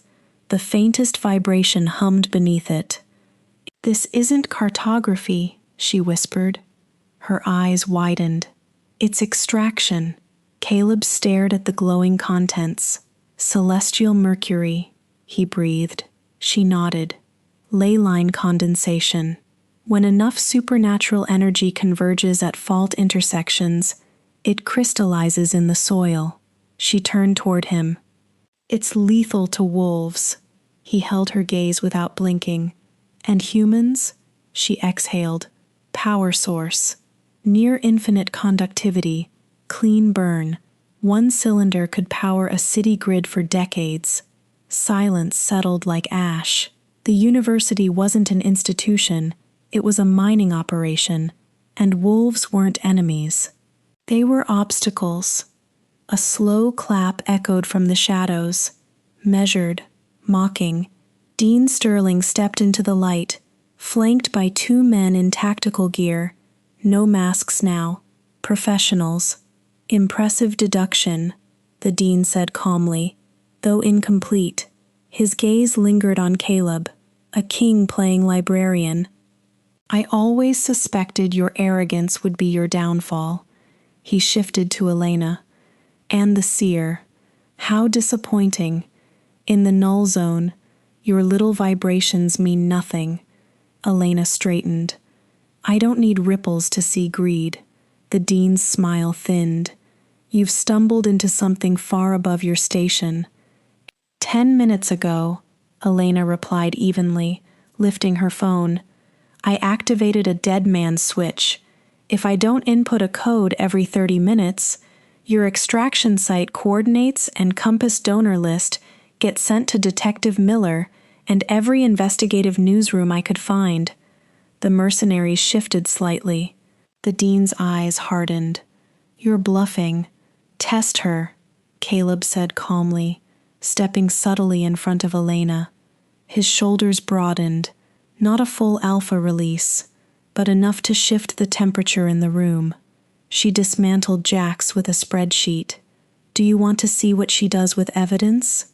The dean's jaw tightened. He was caught. Kill them. Exposure. Release them. Leverage. Before he could decide, water exploded from the ceiling. Sprinklers detonated across the null zone. Ancient shelves groaned as cold torrents soaked documents and stone. Toby. Oops! Toby's faint voice crackled through the mic. Fire suppression malfunction. Chaos erupted. The mercenaries cursed as visibility blurred. Caleb moved instantly, grabbing a leather-bound ledger from a central desk. Elena, now. They sprinted toward the service elevator.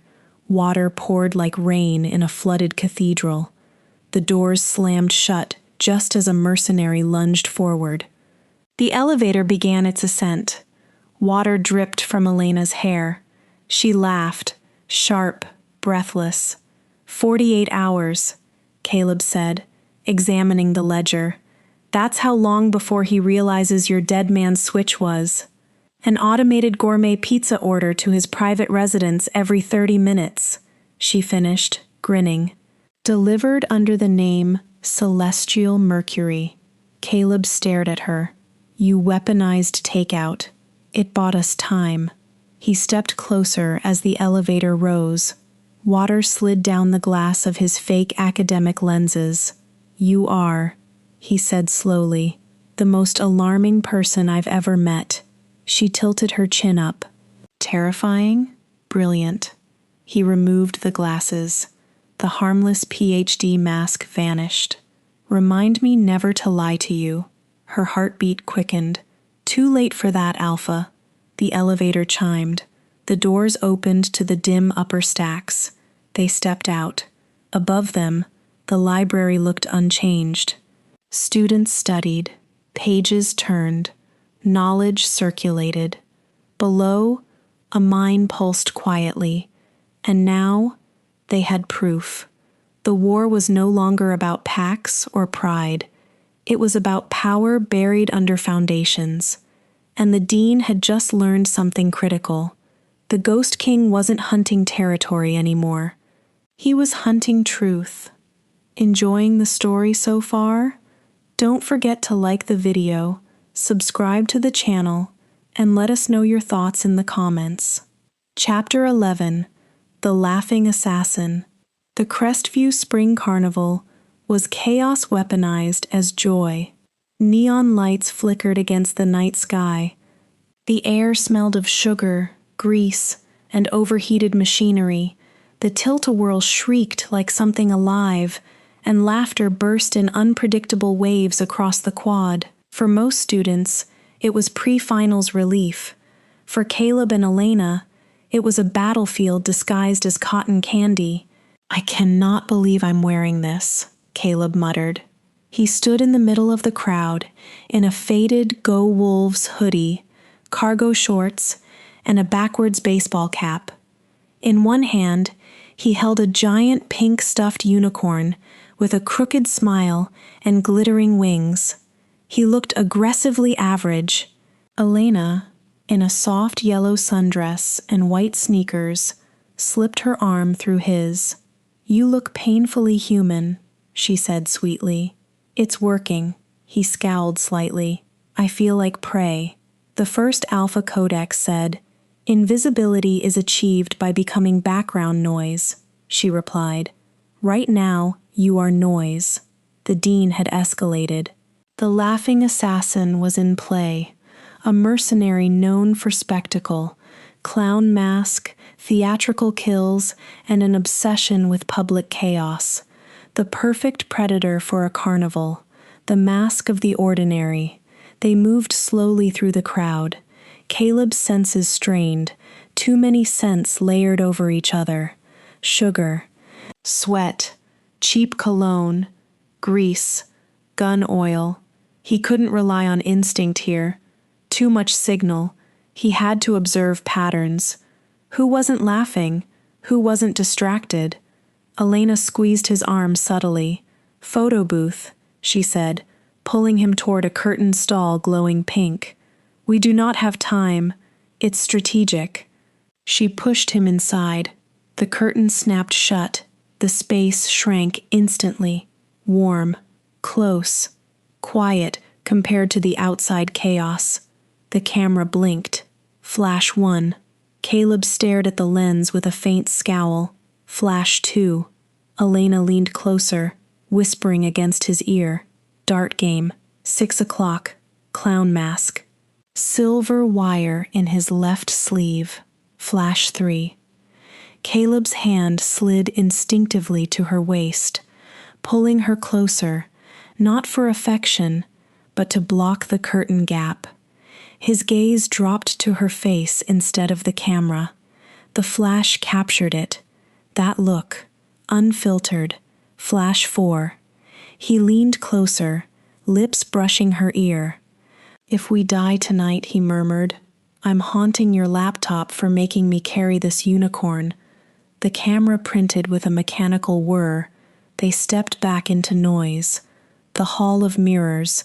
The laughing assassin moved through reflections.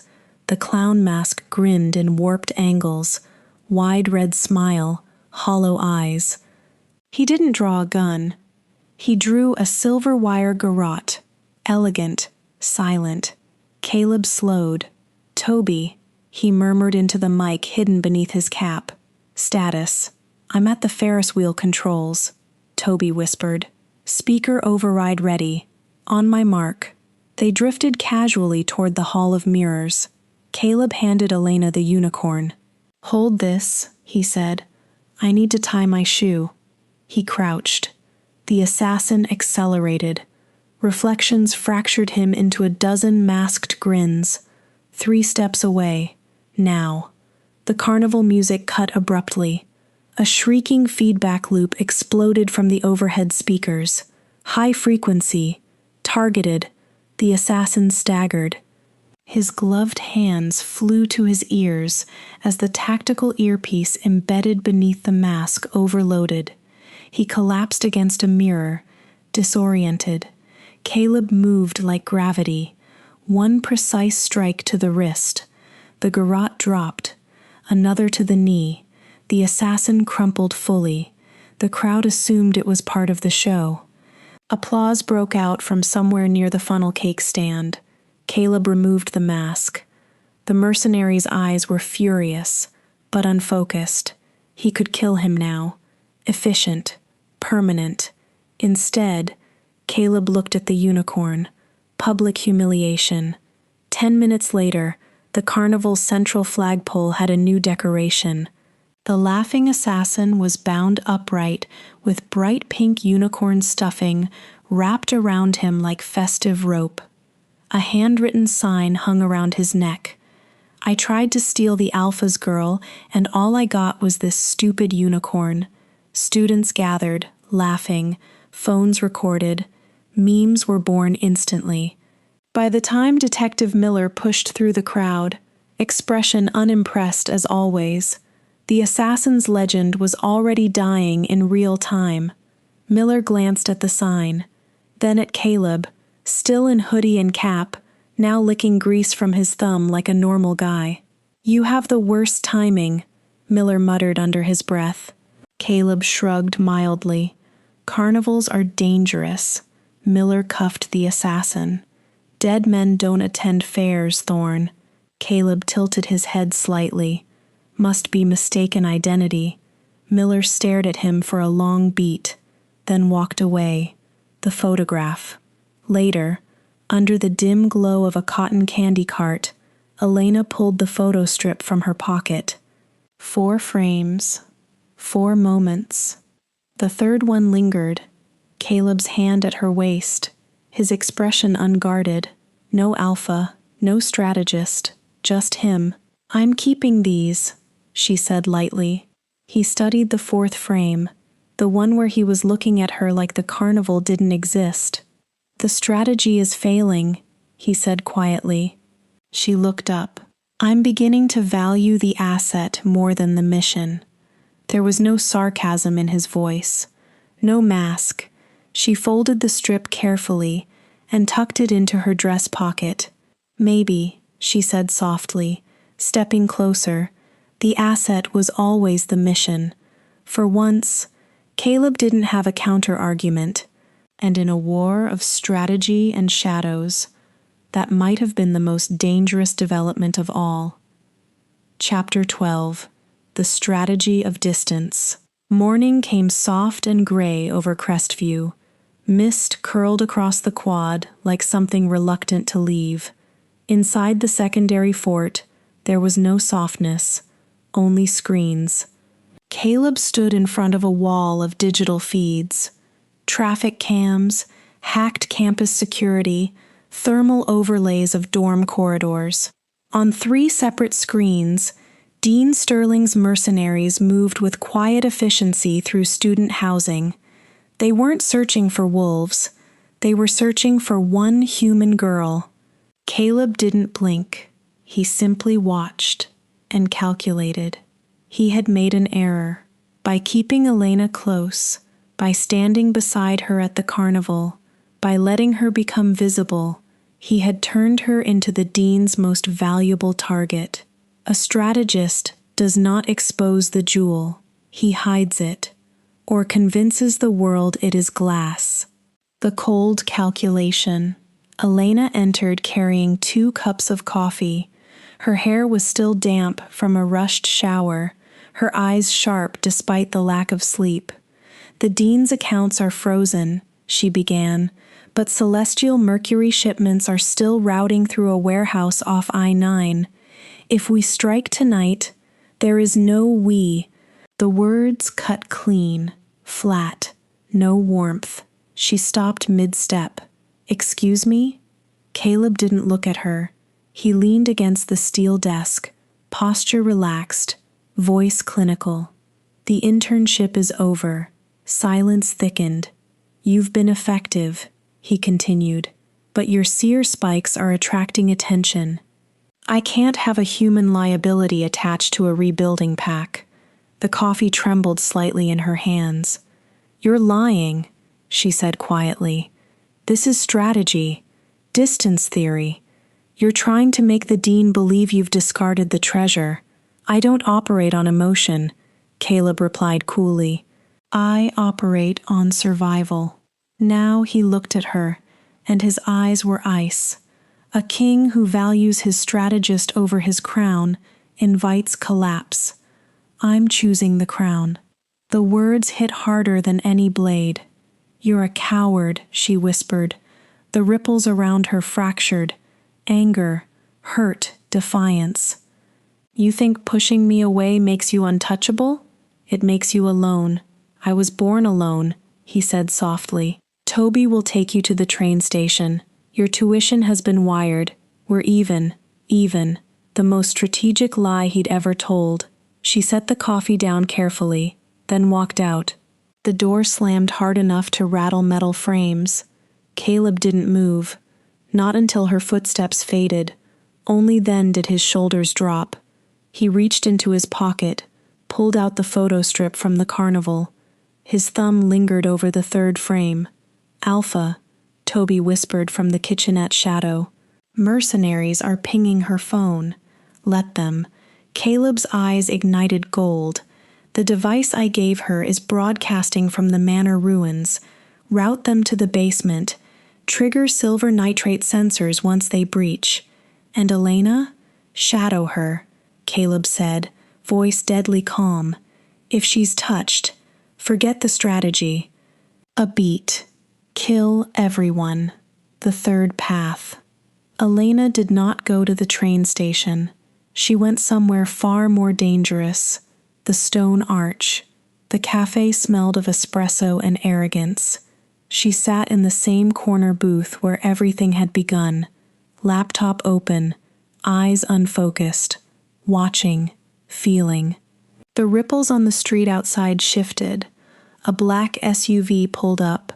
2 men exited, tactical gear hidden beneath jackets. Caleb's decoy phone had done its job, but so had his cruelty. She felt the sting of it still. "You're either very brave or very reckless." The voice came from behind her. Detective Miller sat in the adjacent booth, newspaper raised but unread. "He's a terrible actor," Miller continued casually. "Great liar. Bad actor."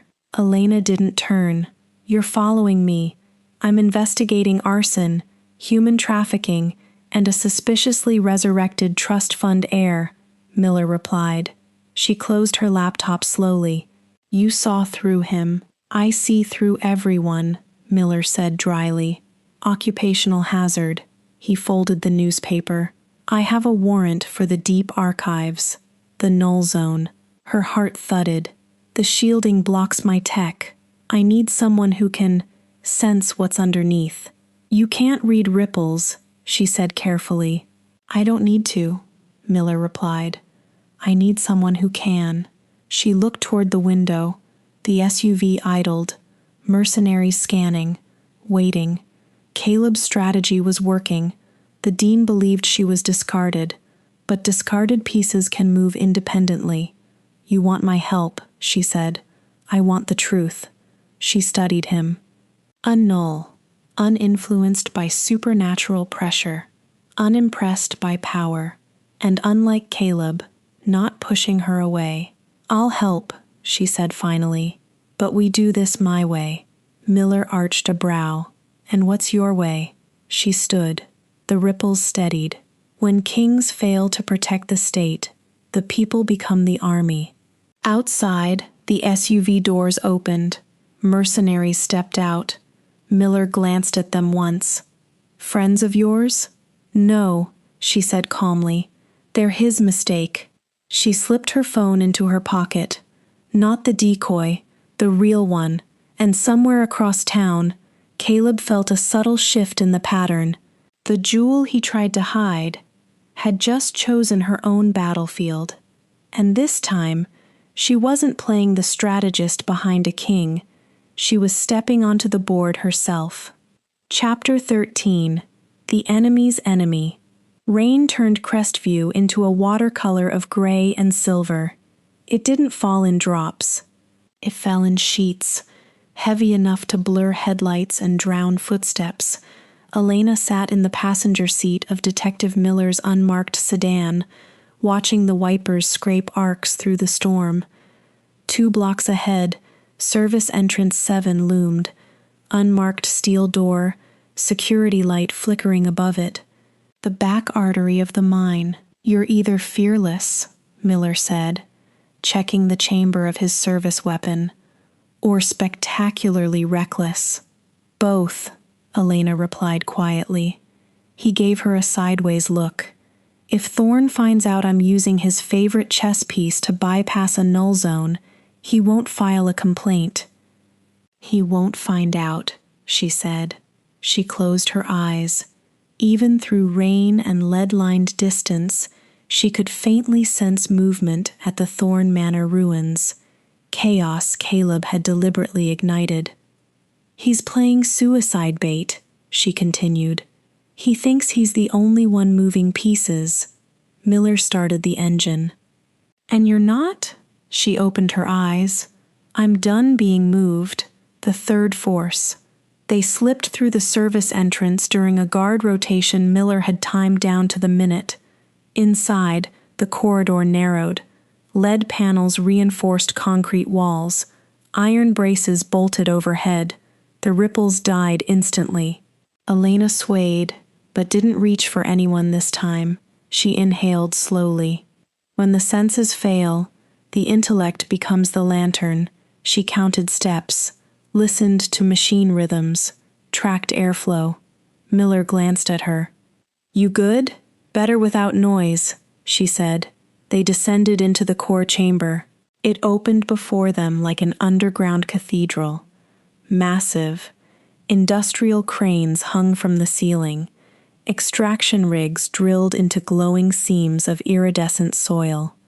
Glass cylinders of celestial mercury pulsed faintly blue along conveyor belts. Money, power, treason, and waiting beside the main control panel, Jax. He looked whole again, stronger, but his eyes carried something sharper than arrogance. Hunger. "Detective," Jax greeted mildly, and the seer, brave combination. Miller raised his weapon slightly. "Elena," Jax continued, "I'm surprised Caleb let you out of the cage." She stepped forward. "You owe him a debt of blood." "Debts," Jax said with a smirk, "require a living creditor." A slow clap echoed through the chamber speakers. Dean Sterling's voice rolled down from hidden intercoms.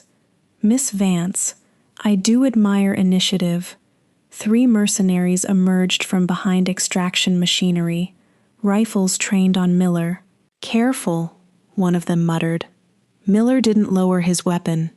"You're extracting toxic material under federal property," he called out. "That's felony territory." "Felony?" the dean laughed. "This is enterprise." Jax gestured toward the glowing cylinders. "The dean offered a better deal," he said. "Antidote formula shared. My pack gains territory and a share of this mine." He looked at Elena. "Why serve a ghost when I can own the underworld?" The debt of blood was cracking. Opportunism in its purest form. "Caleb isn't dead," Elena said. "Maybe," Jax shrugged. "But if he is, the debt dissolves." "You're betting on the wrong corpse," she replied. The shadows return.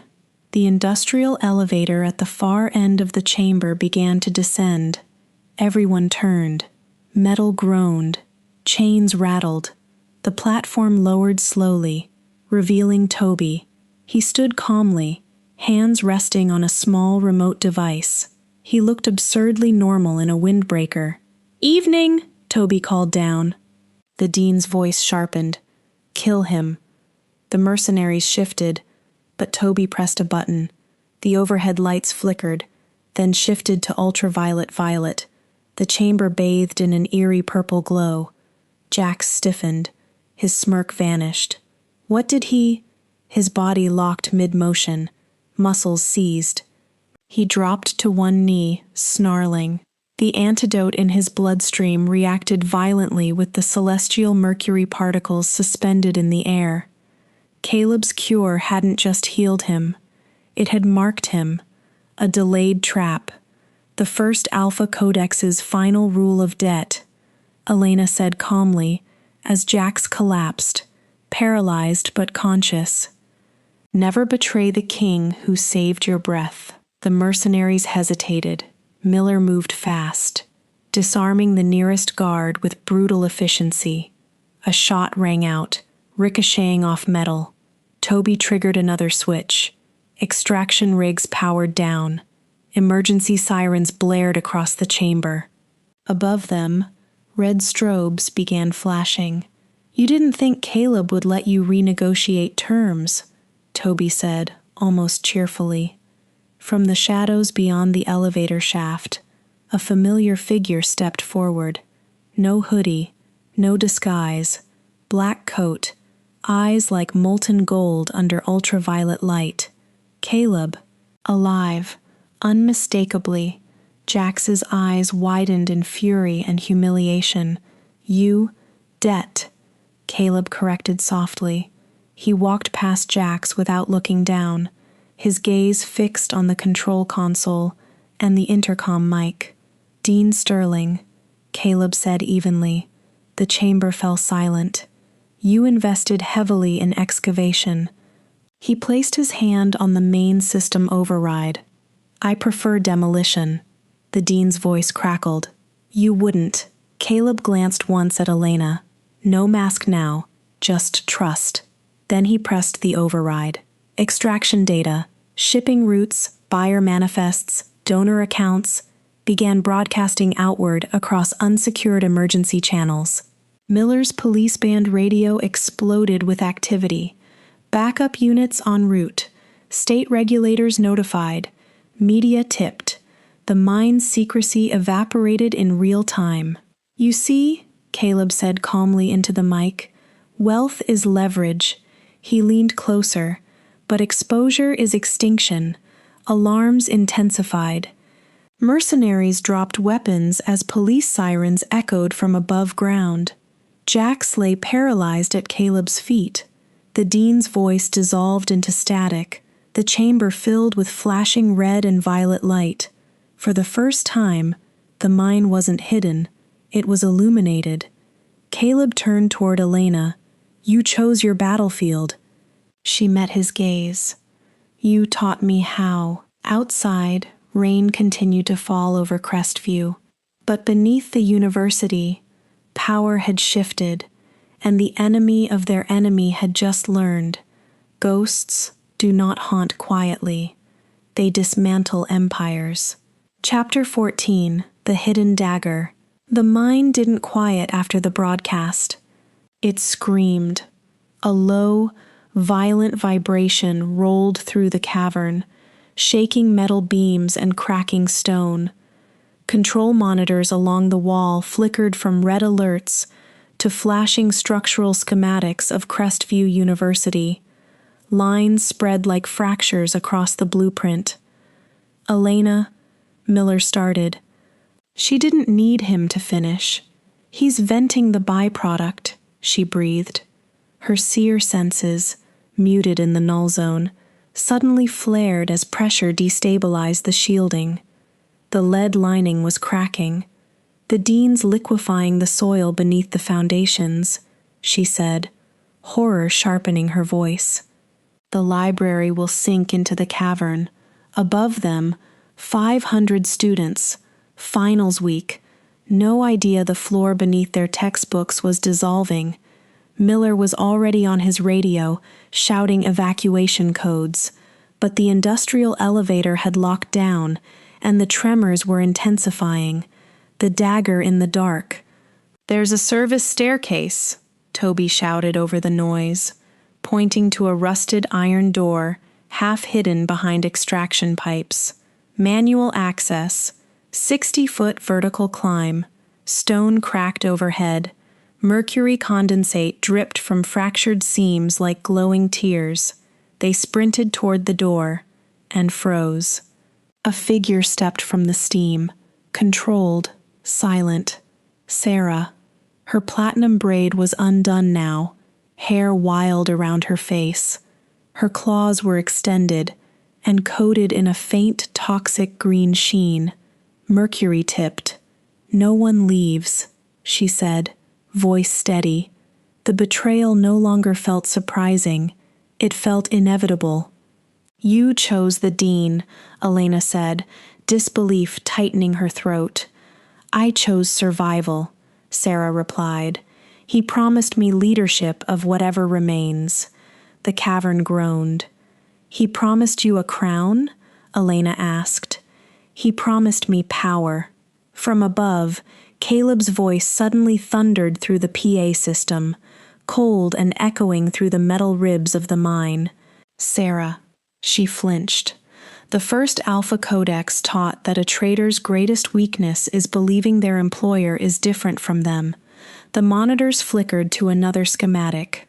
Ventilation systems, gas dispersal routes. Look at the exhaust sequence, Caleb continued. The dean isn't just collapsing the library. He's venting mercury gas into Chamber 4. Sarah's eyes darted to the screen. Exhaust vent. Chamber 4. Active. 000128, Chamber 4. This chamber. Elena stepped forward. He's not crowning you, she said. He's erasing witnesses. The tremor intensified. Cracks splintered across the ceiling. Sarah's jaw tightened. He needs me. He needs a scapegoat, Caleb's voice replied. The twisted escape. The rusted iron door behind them exploded inward, not from collapse, from force. Caleb stepped through smoke and dust, clothes charred, face streaked with soot, eyes blazing gold. He didn't acknowledge Sarah. He went straight to Elena. I told you to go to the train station, and I told you I don't take orders from cowards. She shot back, grabbing his sleeve as debris fell. His hand closed around hers instantly, relief masked as irritation. Sarah, he said without turning, you have 60 seconds. The timer blinked. 00054. Help us open the pressure valve and stabilize the foundation, Caleb continued. Or stay here and die loyal to a man who already wrote your obituary. Sarah stared at the monitors, then at Caleb, then at Elena. The choice broke something inside her. With a roar of fury, not at them, but at herself, she lunged for the massive pressure lever embedded beside the extraction rig. The handle resisted. Mercury hissed through vents. She shifted partially, muscles expanding, claws biting into metal. With a scream, she yanked the lever down. The vibration faltered. The liquefaction sequence halted mid-cycle. Structural warnings shifted from catastrophic to unstable. But the ventilation alarm screamed louder. Gas began flooding the chamber. Go! Sarah shouted, bracing the lever with her full weight. It'll hold for 30 seconds. Caleb hesitated. She met his eyes. No ice left, just resolve. Go, Alpha. Miller grabbed Toby and sprinted for the staircase. Elena started up, then looked back. Sarah was still holding the valve. Mercury vapor curled around her legs. This wasn't redemption. It was acknowledgement. A final purchase of dignity. The ascent. The climb was brutal. 60 feet of iron ladder shaking beneath them, gas rising, debris falling. Elena's lungs burned. Caleb stayed below her, one hand on the ladder, the other braced at her back in case she slipped. They burst through the basement hatch into the library subfloor. Alarms blared above. Students were being evacuated in chaos. Miller sealed the hatch behind them just as a plume of violet-tinged vapor surged upward. Caleb slammed the lock. The vibration finally subsided. Silence, broken only by distant sirens. He turned to Elena. You almost died, he said hoarsely. His hands gripped her shoulders hard enough to tremble. So did you, she replied, brushing soot from his cheek. I had a plan. So did I. A beat. Mine involved a detective. His forehead dropped briefly against hers. The strategy of distance had collapsed along with the mine. There was no separation now, no pretending she wasn't the center of his battlefield. Behind them, Toby hauled himself out of the hatch, covered in grime, grinning. Hey, he said, holding up a faintly glowing rock the size of a fist. I think I grabbed some celestial mercury on the way out. Does this mean we're rich? Caleb and Elena stared at him, in perfect unison, "Throw it back, Toby." Toby blinked. Right. Of course. Very toxic. He tossed it back through the hatch just before Miller double-locked it. Above them, rain battered the library windows. Students huddled outside under emergency lights, and somewhere beneath their feet, a traitor had chosen dignity over ambition. Caleb looked at Elena again. No mask, no crown, just a man who had almost lost everything that mattered. "The crown," he said quietly, "is negotiable." Her fingers laced into his. "Good," she replied, "because I was never interested in ruling alone." Chapter 15. The Forest Siege. Crestview did not wake gently. It woke to rotors. Black helicopters carved circles through the pale morning sky, their rhythmic thrum vibrating through dorm windows and bone alike.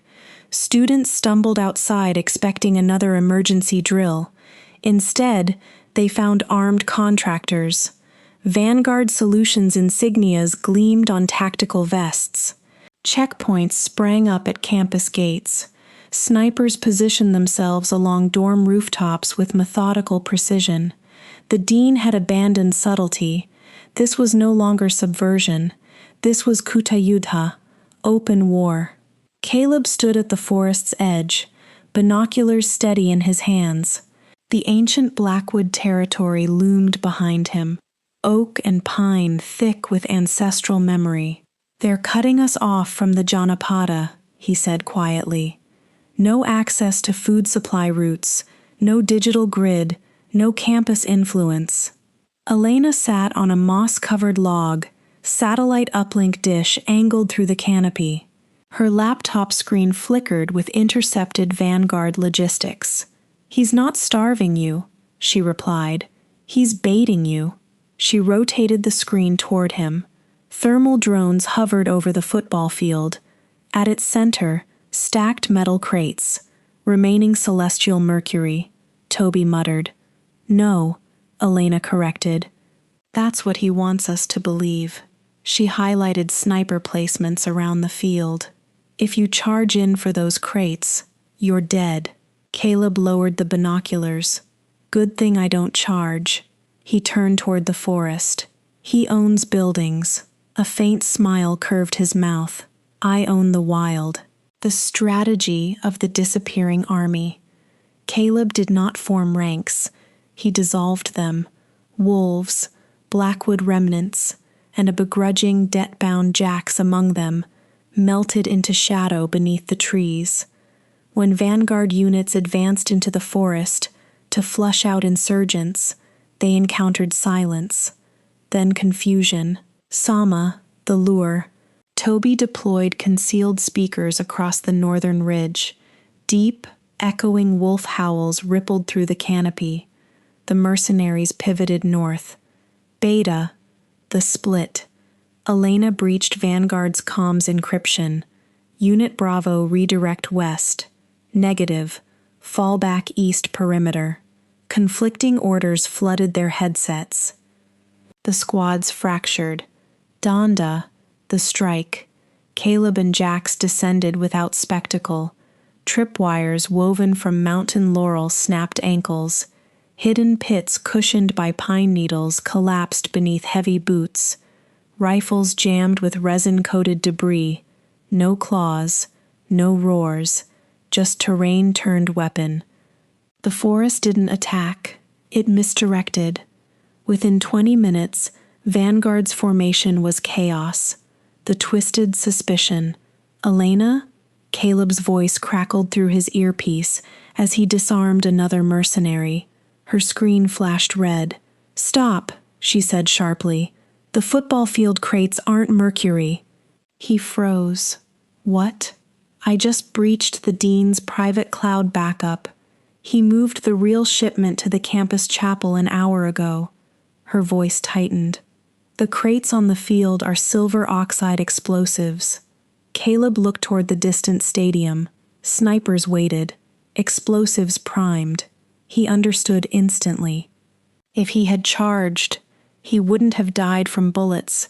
He would have been erased. The dean wasn't fighting wolves. He was testing ego. "You expected me to be predictable," Caleb murmured toward the campus skyline. But Caleb Thorne did not survive by reacting. He survived by refusing the obvious move. The siege turns. "Toby," Caleb ordered. "Withdraw forest units. Disengage vanguard." "What?" Toby blinked from behind a tree trunk. "We're winning." "We're not here to win skirmishes," Caleb said. "We're here to break the source. Elena," he continued, "patch me into the dean's private channel." 30 seconds later, a secure frequency clicked open. Dean Sterling's voice came smooth and venomous. "Running out of forest, Caleb?" "Actually," Caleb replied calmly, stepping just far enough from the tree line to be visible to distant scopes. "I'm expanding." Silence hummed over the line. "I know about the chapel," Caleb continued, "and the explosives on the field." A pause. "But what I suspect you don't know is that Detective Miller is currently at Vanguard's corporate headquarters with a federal warrant." The silence stretched longer this time. "Tax evasion," Caleb added mildly, "illegal foreign contracts, offshore mercury derivatives." Helicopter engines in the distance faltered. Mercenary comms shifted tone. "The first Alpha Codex taught that the best way to win a siege," Caleb said softly, "is to convince the enemy that their own house is burning." On the horizon, one helicopter peeled away, then another. Vanguard units began retreating toward extraction points. Mercenaries don't fight for ideology. They fight for paychecks, and those checks had just frozen. "You think this is over?" the dean hissed through clenched restraint. "No," Elena's voice cut cleanly into the channel. She stood beside Caleb now, forest light filtering through her hair. "It's just relocated." She leaned toward the mic. "Meet us at the chapel, Dean." Her eyes sharpened. "Bring your mercury." She closed the channel. Across campus, helicopters withdrew. Snipers packed up. Students watched in confusion as Vanguard forces evaporated as quickly as they had appeared. The siege of land had failed because Caleb hadn't defended territory. He had attacked treasury, and in war, money retreats faster than soldiers. Caleb glanced at Elena. "You were right about the bait." She tilted her head slightly. "You were right about the woods." Behind them, Jax approached, still bound by the debt of blood, but watching with grudging respect. "This ends at the chapel?" he asked. Caleb's gaze shifted toward the distant spire rising above campus trees. "Yes." His voice carried no anger now, only inevitability. The forest was the opening move. He looked at Elena. "The chapel is checkmate." Chapter 16, The Sacrifice Play. The chapel should have felt sacred. Instead, it felt charged. Stained glass windows fractured the morning light into bleeding reds and cold blues. The vaulted oak ceiling creaked under pressure no architect had ever intended. Violet arcs of energy crackled across the altar like living lightning. Elena felt the ripples before she saw him. They weren't ripples anymore. They were fractures in reality. Dean Sterling stood at the center of the nave. He no longer looked entirely human. His skin had gone translucent, veins illuminated by flowing strands of liquid silver. Each heartbeat pulsed light beneath his flesh. His eyes glowed with metallic brilliance. "I've become the intersection," he rasped. His voice vibrated unnaturally, like metal dragged across stone. "I don't need the mine. I am the source." Caleb instinctively stepped half in front of Elena, not shielding her entirely, but anchoring. Cornered predators are not dangerous because they are strong. They are dangerous because they are desperate. "You're burning alive," Caleb said evenly. Human tissue can't regulate that frequency. You have minutes." The dean smiled, thin, ecstatic. "Then I will rewrite minutes." He raised a hand. A wave of kinetic force exploded outward. Caleb was thrown across the chapel, slamming into a stone pillar hard enough to crack it. Dust rained from the rafters. "Elena, don't!" he started, pushing himself upright. She saw it clearly now. The dean's aura wasn't power. It was instability. A null vortex expanding outward, consuming supernatural signatures around it. If Caleb shifted, the mercury would flood his bloodstream, poison him from within. "Don't transform," she shouted. "It'll kill you." Caleb wiped blood from his lip, then did something far more dangerous than lunging. He walked forward. "I'm not going to fight you," he said calmly. The dean laughed, a metallic, jagged sound. "You can't." Caleb reached into his coat. Elena's breath caught. He pulled out the small glowing object Toby had found in the mine, the one Caleb had insisted be thrown away. It hummed faintly in his palm. "The core," Caleb said smoothly. "Concentrated celestial mercury. Pure, stable." The dean's glowing eyes widened. Greed eclipsed caution. "With this," Caleb continued, stepping into the violet light despite the heat blistering his skin, "your body won't burn out." He extended it. "You'll become permanent." Elena understood instantly. This wasn't surrender. It was bait. The dean lunged. His silver-veined hand closed around the object, and Caleb did not pull away. Instead, he grabbed the dean's wrist and held on. "Now, Elena." She moved without hesitation. Dropping to one knee, she slammed her palm against the ancient stone seal of the Founders, etched into the chapel floor. Weeks earlier, she had mapped the campus's grounding system, backup generators tied into copper veins running beneath the library and chapel. "Toby," she whispered into her comm, "overcharge." Outside, somewhere near the football field's ruined scoreboard, Toby threw a final switch. The campus backup grid screamed to life. Electricity surged. The stone beneath Elena's hand vibrated violently. The surge traveled through grounding wires, into the altar, and into the object Caleb held. The core wasn't celestial mercury. It was a high-grade industrial magnet wrapped in a thin mercury-coated casing. As the electrical surge hit it, the magnetic field amplified 1,000-fold. The chapel filled with a piercing hum. The dean screamed. The silver light beneath his skin began to tear outward, pulled, atom by atom, toward the magnet's field. Celestial mercury bled from his pores in luminous streams. Caleb held firm, his own skin blistering under proximity to the extraction. "Elena, hold it steady," he shouted through clenched teeth. Her vision blurred. Her hands burned black as current passed through her body into the ground. She became the conduit, not seer, conductor. The mercury ripped free, dragged downward through grounding rods and into the earth, dispersed harmlessly across neutralized ley lines. The dean collapsed. The violet arcs vanished. The hum died. Silence swallowed the chapel. Elena fell backward.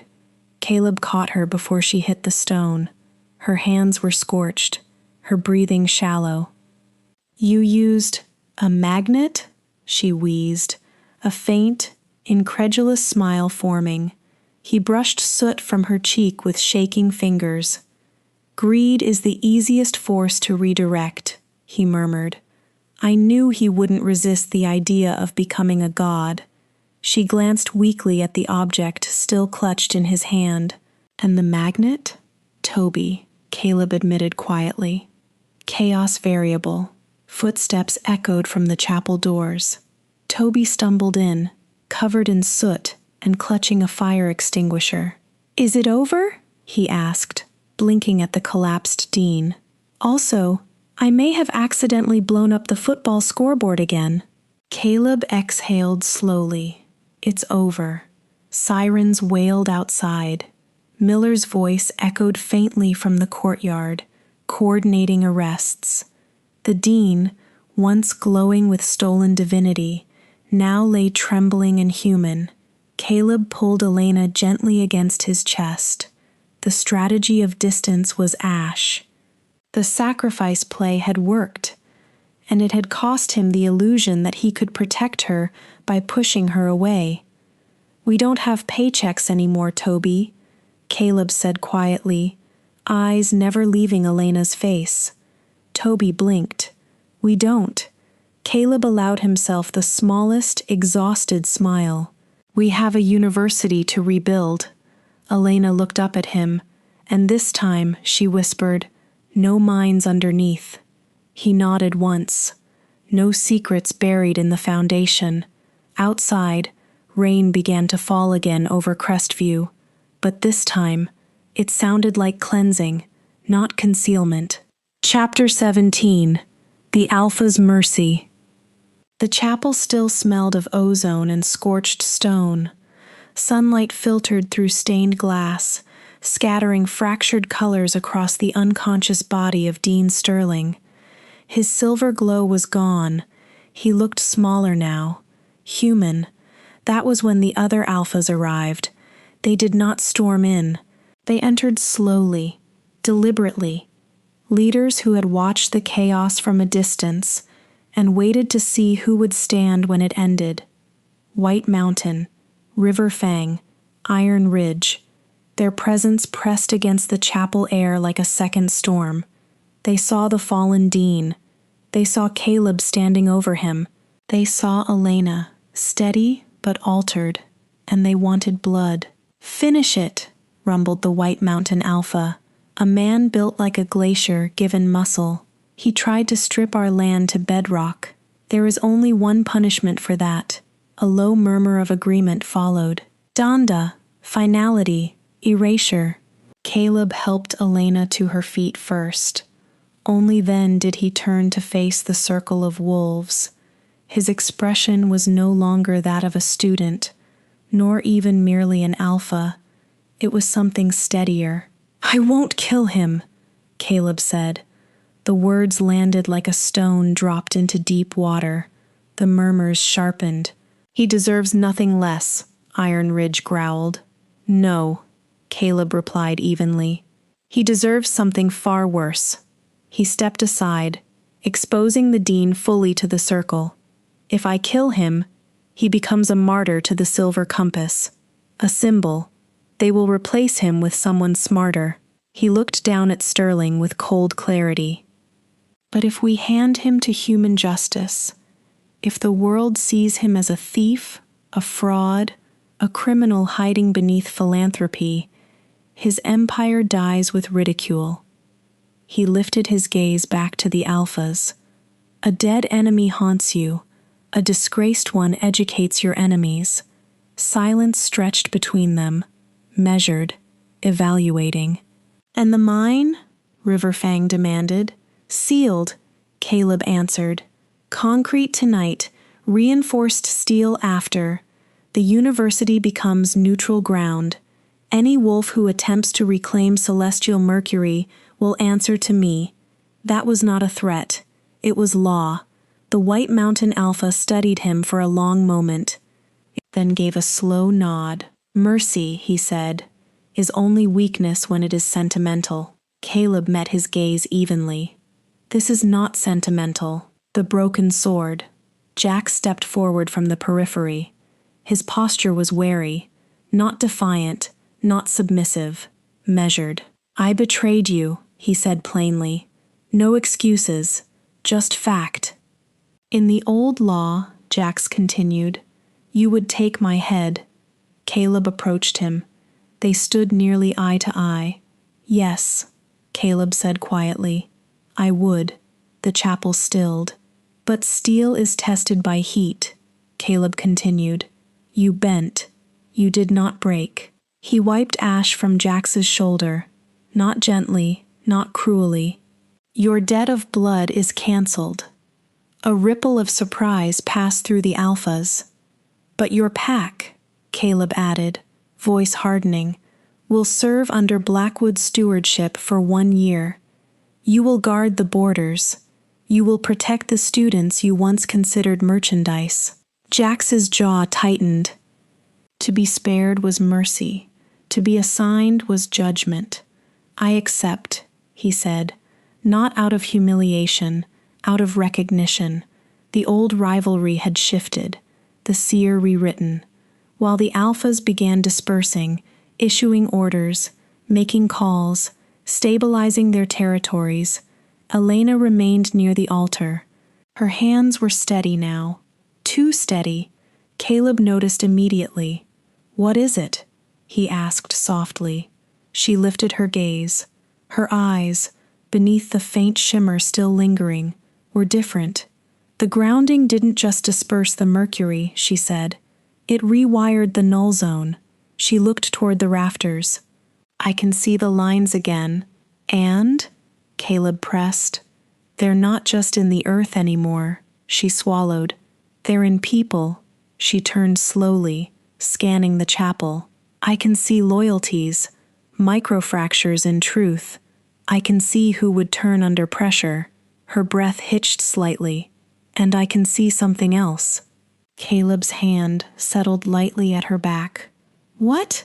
"The dean wasn't the king," she whispered. "He was a minister." The temperature in the room seemed to drop. "The real architect just lost his mind," she continued. "And he knows we exist." Caleb's jaw tightened, but his voice remained level. "Good." She blinked at him. "Good?" "Yes," he said quietly. "Now he knows we are not prey." The aftermath. Toby shuffled in, soot-streaked but oddly cheerful, holding a pair of expensive-looking sunglasses. "Detective Miller said these might help," he said, handing them to Elena. "Your eyes are doing that glow thing again." "It's terrifying," the freshman. She slipped them on. The world dimmed to manageable. "Thanks, Toby," he nodded proudly. "So, hypothetically," Toby began, looking between them, "since we just dismantled a multinational extraction conspiracy and restructured pack politics, does that count for internship credit?" Caleb stared at him for a moment. Then, unexpectedly, laughed. Not a calculated sound, not strategic, just relief breaking through armor. "Toby," he said, clapping him on the shoulder, "you didn't pass advanced strategy." He glanced at Elena. "You rewrote the syllabus." Elena smiled faintly behind dark lenses. Outside, sirens grew closer as federal agents and campus authorities converged. The chapel doors stood open now. Light poured in. The war beneath Crestview had ended, but a larger one had just begun, and for the first time, the alphas did not leave with blood on their hands. They left with law, and a seer who could now see further than any of them realized. Chapter 18. The Mystery of the Moon. Power settles quickly into empty chairs. Within days of the dean's arrest, Caleb Thorne occupied the former office, not as chancellor, not officially, but as the gravitational center holding Crestview together. Alphas deferred. Trustees listened. Detective Miller tolerated him. The campus exhaled. But Elena couldn't. The new ripples in her vision weren't anchored to buildings or people. They tugged toward something older, something buried beneath ash. The vault beneath the ruins. The Thorne Manor stood, blackened against a gray sky, skeletal beams reaching like burnt fingers toward the clouds. Elena stepped carefully over charred wood and fallen stone. The ripples guided her. Down, past the collapsed foyer, into the basement corridor that had somehow survived the blaze. A vault door stood intact behind soot and debris, untouched, She reached for it. The first Alpha Codex said. A voice echoed from behind her, calm and steady. The seeds of today's forest were planted a decade ago. She turned. Caleb stood in the doorway, not in a hoodie, not in war gear. He wore a tailored black coat bearing the subtle crest of the Blackwood line, High Alpha. In his hands was a leather-bound journal, the thorn crest burned into its cover. You weren't meant to find this alone, he said. The revelation. He opened the journal carefully. Pages filled with inked diagrams, Lee lines, genetic seals, ritual geometry. My father built Crestview as more than a sanctuary, Caleb said. It was a refuge for those the supernatural world considered dangerous. Elena's pulse quickened. Your parents weren't human scholarship cases. He looked up at her. They were the alphas of the northern seerwolves. The words hit like a physical blow. I don't shift, she whispered. You were never allowed to. He stepped closer, turning the journal to show a sigil drawn in silver ink. Your father locked your wolf DNA behind a ritual seal. He applied the theory of the hidden dagger to your own blood. To protect me, she breathed. To erase you, Caleb corrected gently, from the hunter's sight. The silver compass hunted seerwolves not for territory, for navigation. A seerwolf could map ley lines instinctively, track power, find mines. Your parents had been targets long before celestial Mercury was discovered. They exiled themselves? Elena asked, voice trembling. No, Caleb said. They staged it. The twisted betrayal. He turned a page. Records of public disgrace, fabricated accusations, pack politics fractured intentionally. My father spread the lie that your parents betrayed their pack, Caleb said quietly. It severed the hunter's supply chain. If the northern seerwolves were fractured, they couldn't be tracked as a unit. Elena's throat tightened. They burned their reputation to save their daughter.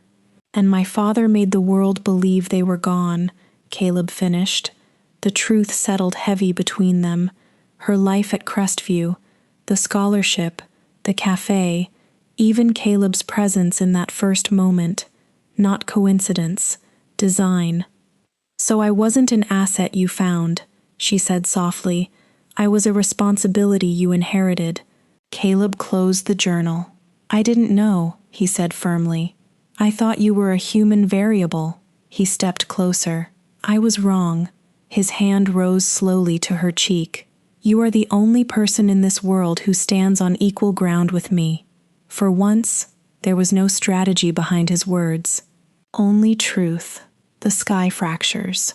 Elena's breath hitched. The ripples shifted violently.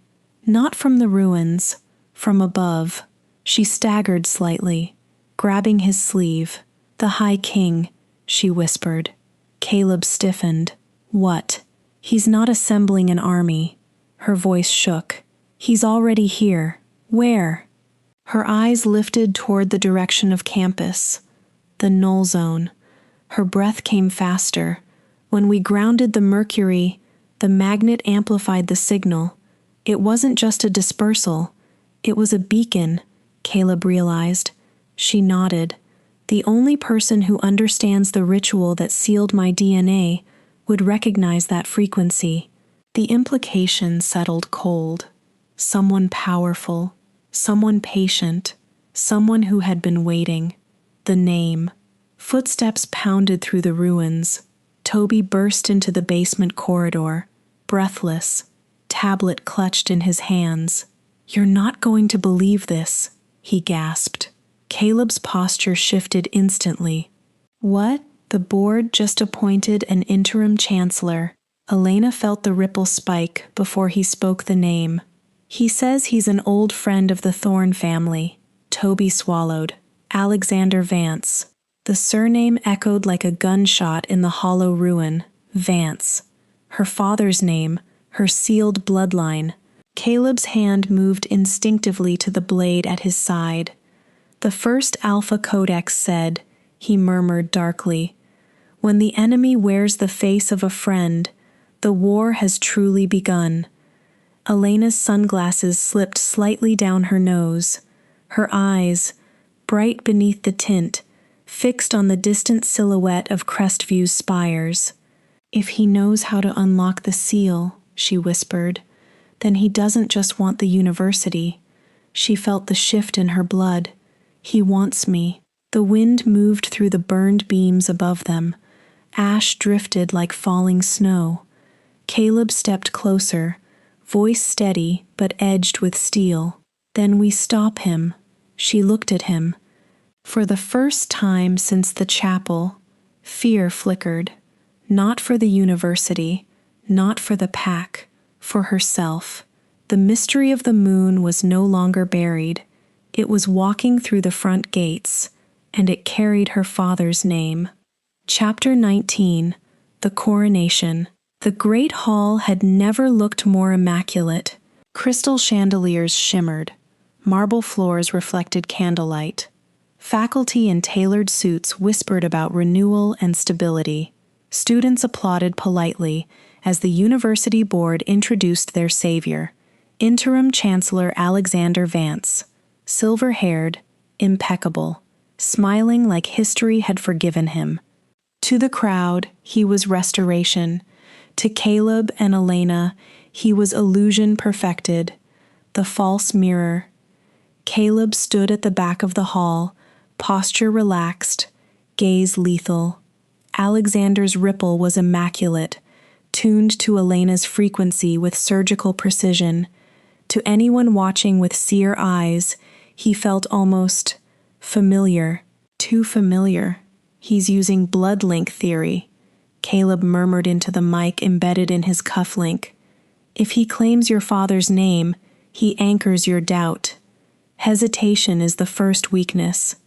Elena stood near the center aisle, in a sharp white suit, a deliberate contrast to the sea of black tuxedos and jeweled gowns.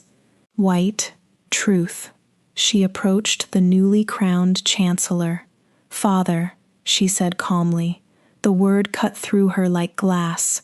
Alexander's smile deepened, warm and curated. "Elena," he said, voice velvet smooth, "my greatest regret was leaving you unprepared." She held his gaze. "Do you remember the ritual in the North Forest?" she asked lightly. "The hidden dagger seal?" A flicker, barely perceptible, but real. "Of course," Alexander replied smoothly. "I locked your wolf to protect you. And tonight," he leaned closer, "I will unlock you." Applause echoed politely from nearby guests, who thought they were witnessing a reunion. But Caleb saw the security detail tighten formation.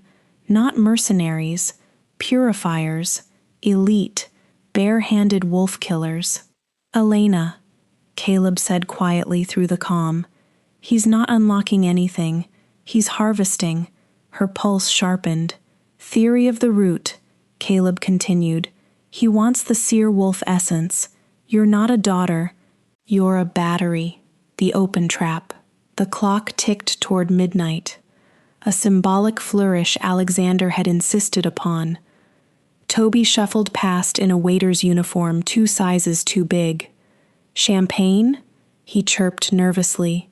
He tripped. A tray flipped. Clear liquid splashed across Alexander's polished shoes. Gasps rippled across the hall. "Oh no! I am so sorry, Chancellor," Toby babbled. Alexander's expression tightened for half a second. The liquid shimmered faintly under chandelier light. "UV reactive tracer. Lead shielding bypassed. Now," Caleb whispered. Elena inhaled. Her sight sharpened beyond human limits. Through skin, through suit fabric, through smile. She saw it. No organic rhythm, no wolf echo, no paternal imprint. His bloodstream hummed with synthetic celestial mercury, veins laced with silver circuitry. He wasn't enhanced. he was replaced. "You're not Alexander Vance," she said, voice suddenly amplified as she tapped into the hall's sound system. Conversation died instantly. "You're a construct wearing my father's name." The chandeliers flickered. Alexander stopped smiling. The warmth vanished like a mask dropping. Violet light leaked from his pupils. "Machine?" he asked softly. "No, Elena." His voice deepened, metallic undertones surfacing. "I am evolution." The purifiers moved. Silver blades flashed, but Caleb was already in motion. He did not shift. He did not roar. He moved silently. Precise strikes to marma points along wrists, collarbones, and spines. One purifier dropped before his blade cleared its sheath. Another crumpled as Caleb's fingers severed neural flow. The third staggered as a pressure strike collapsed his diaphragm. No theatrics, just anatomy. Caleb stepped between Elena and the construct. Fear-based rulers collapse under exposure. Caleb said evenly, "Your coronation is finished." Outside, faint sirens echoed. Miller, right on cue. Alexander tilted his head. "Human warrants," he said almost gently. How quaint. The floor beneath them vibrated, subtle, but growing. Elena's eyes widened. "He's not here to rule," she realized. Alexander's gaze shifted downward, toward the stone beneath the hall, toward the reinforced null zone vault. "I am the intersection," he repeated. His body began to glow brighter, mercury veins igniting. "He's charging!" Elena gasped. Caleb felt it too, energy pulling inward, not outward. "He's not a king!" she screamed. "He's a detonation device!" Alexander lunged, not at them, but toward the central foundation point where the null zone wiring intersected. If he merged with it, the entire campus would become a crater. Caleb moved to intercept, but the violet surge exploded outward, slamming him back. Marble cracked. Students screamed. Chandeliers shattered. Alexander stood at the epicenter, light intensifying to blinding white. "You wanted truth?" he said, voice echoing with layered frequencies. Witness transformation. The countdown was not digital, it was biological, and it had already begun. Elena stepped forward despite the heat searing her skin. "Caleb," she said, breath unsteady. "If he detonates in the null zone, the seal on my DNA will shatter with it." He met her eyes.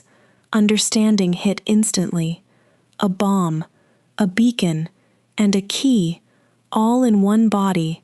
The chandeliers fell, the marble split, and the High King smiled as his chest began to glow like a rising sun. Chapter 20. The Silent Watch. The great hall became a furnace. Alexander's skin split in seams of light, silver flakes peeling away to reveal a core of liquid brilliance beneath. His voice fractured into overlapping tones, human, metallic, inhuman. He was no longer pretending. He was detonating. "Final law," he rasped, each syllable vibrating through marble and bone. "If the kingdom cannot be possessed, it must be erased." The chandeliers liquefied in midair. Students screamed and fled toward shattered doors. Caleb stood firm in the center aisle, heat blistering his skin, coat smoldering at the hem. His instincts screamed to shift, to become larger, stronger, something that could physically tackle the threat. But claws were useless against a star. He understood in an instant. This was not a duel.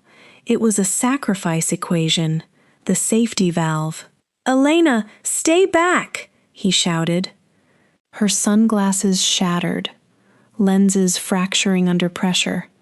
They fell from her face as she stepped forward into the light. Her eyes were no longer milky. They burned gold. The null zone beneath the hull, once suppression, now acted as amplifier. Her father hadn't locked her wolf away to weaken her. He had sealed her as containment. She felt it then, the mechanism inside her blood. The seal was not a prison. It was a regulator. "I'm not your asset," she said quietly, stepping in front of Caleb. The heat curled her white suit into smoke. "I'm the fort." The word carried weight older than language. Durga, protector, containment, the embrace. She didn't shift into fur and fang. She unfolded. Golden light erupted from her skin. Not violent, not explosive, stabilizing. She lunged, not to strike, but to hold. Her arms wrapped around Alexander's blazing form. The moment their energies touched, the air stopped screaming. The violet surge slammed against her golden field and bent inward. Alexander howled as the synthetic mercury tried to expand. Elena tightened. She reversed pressure, pulled the explosion inward instead of outward. Caleb tried to step forward, but the thermal barrier repelled him like solid glass. "Elena!" he roared. "I've got the bomb," she answered, voice echoing inside his mind rather than through air. The synthetic and the organic warred silently, moon against machine, anchor against greed. The gold intensified, the violet shrank, the null zone hummed like a tuning fork finding balance. Then, light collapsed, not outward, inward. A blinding flash, and silence, the ash. Where Alexander stood, only a heap of fine gray ash remained. No crater, no explosion, just dust, drifting across cracked marble. Elena fell forward. Caleb caught her before she hit the floor. Her pulse was steady, her breathing shallow but alive. The golden light was gone. The ripples, gone. The world inside her had quieted. For the first time in her life, no vibration, no future threads, no lies humming beneath skin, just silence. 1 month later, Crestview stood intact, the great hall restored, the chapel repaired, the mine entombed beneath reinforced concrete and federal oversight. Detective Miller occupied the dean's office temporarily, navigating indictments and investigations that unraveled the Silver Compass's financial arteries. The remaining alphas signed a neutral pact. Jax and the Red Moons patrolled the forest perimeter, not rivals but sentries. The war had shifted from hidden to acknowledged, and for now it was quiet. On the library rooftop, Caleb and Elena sat side by side beneath a steady moon. The forest whispered below. Caleb wore his charcoal overcoat again, posture composed, mask restored, but his fingers were firmly interlaced with hers. "You're quiet," he observed. She smiled faintly. "I'm learning how to be." She looked out over the campus. "I don't see the future anymore. I don't see lies. I don't see lines beneath people." Caleb followed her gaze. "Good." She glanced at him. "Good? A king who sees the future stops building the present." He squeezed her hand slightly. "We build now." "And the hunters? They're fractured," he said. "Leaderless. Afraid." He allowed himself a small, almost private smile. They watched a girl absorb a mercury detonation and survive. That's not in their doctrine. She leaned her head against his shoulder. The silence between them wasn't empty. It was peaceful. Metal footsteps clanged against the fire escape. Toby emerged triumphantly, holding a tray of coffee and a stack of freshly printed business cards. "Okay," he announced. "Branding is important in the post-war era." He handed one to Caleb. "Caleb Thorne, King of Shadows." He handed another to Elena. Elena Vance, the human shield, and then proudly held up his own. Toby, the one who didn't die. Elena laughed, a clear, unfiltered sound that carried over the quad. Students below glanced up, unaware of the battles that had been fought for the quiet they enjoyed. Caleb shook his head. The crown is invisible, Toby. Toby sipped his coffee. Sure, but marketing isn't. Elena looked at the moon. She no longer saw threads of destiny radiating from it, just light. Caleb followed her gaze. The watch is eternal, he said softly. No prophecy, no strategy. Just vigilance. The silent watch had begun, and for the first time, they weren't surviving a war. They were choosing a future. And that brings us to the end of this story. Thank you for listening all the way through. We hope this audiobook kept you entertained and left you wanting more. If you enjoyed it, please take a moment to like this video, subscribe to the channel, and share your thoughts in the comments. Let us know what kind of stories you'd like to hear next. There are plenty more full audiobooks waiting for you here, so be sure to check out the channel for your next great listen. Until next time, happy listening.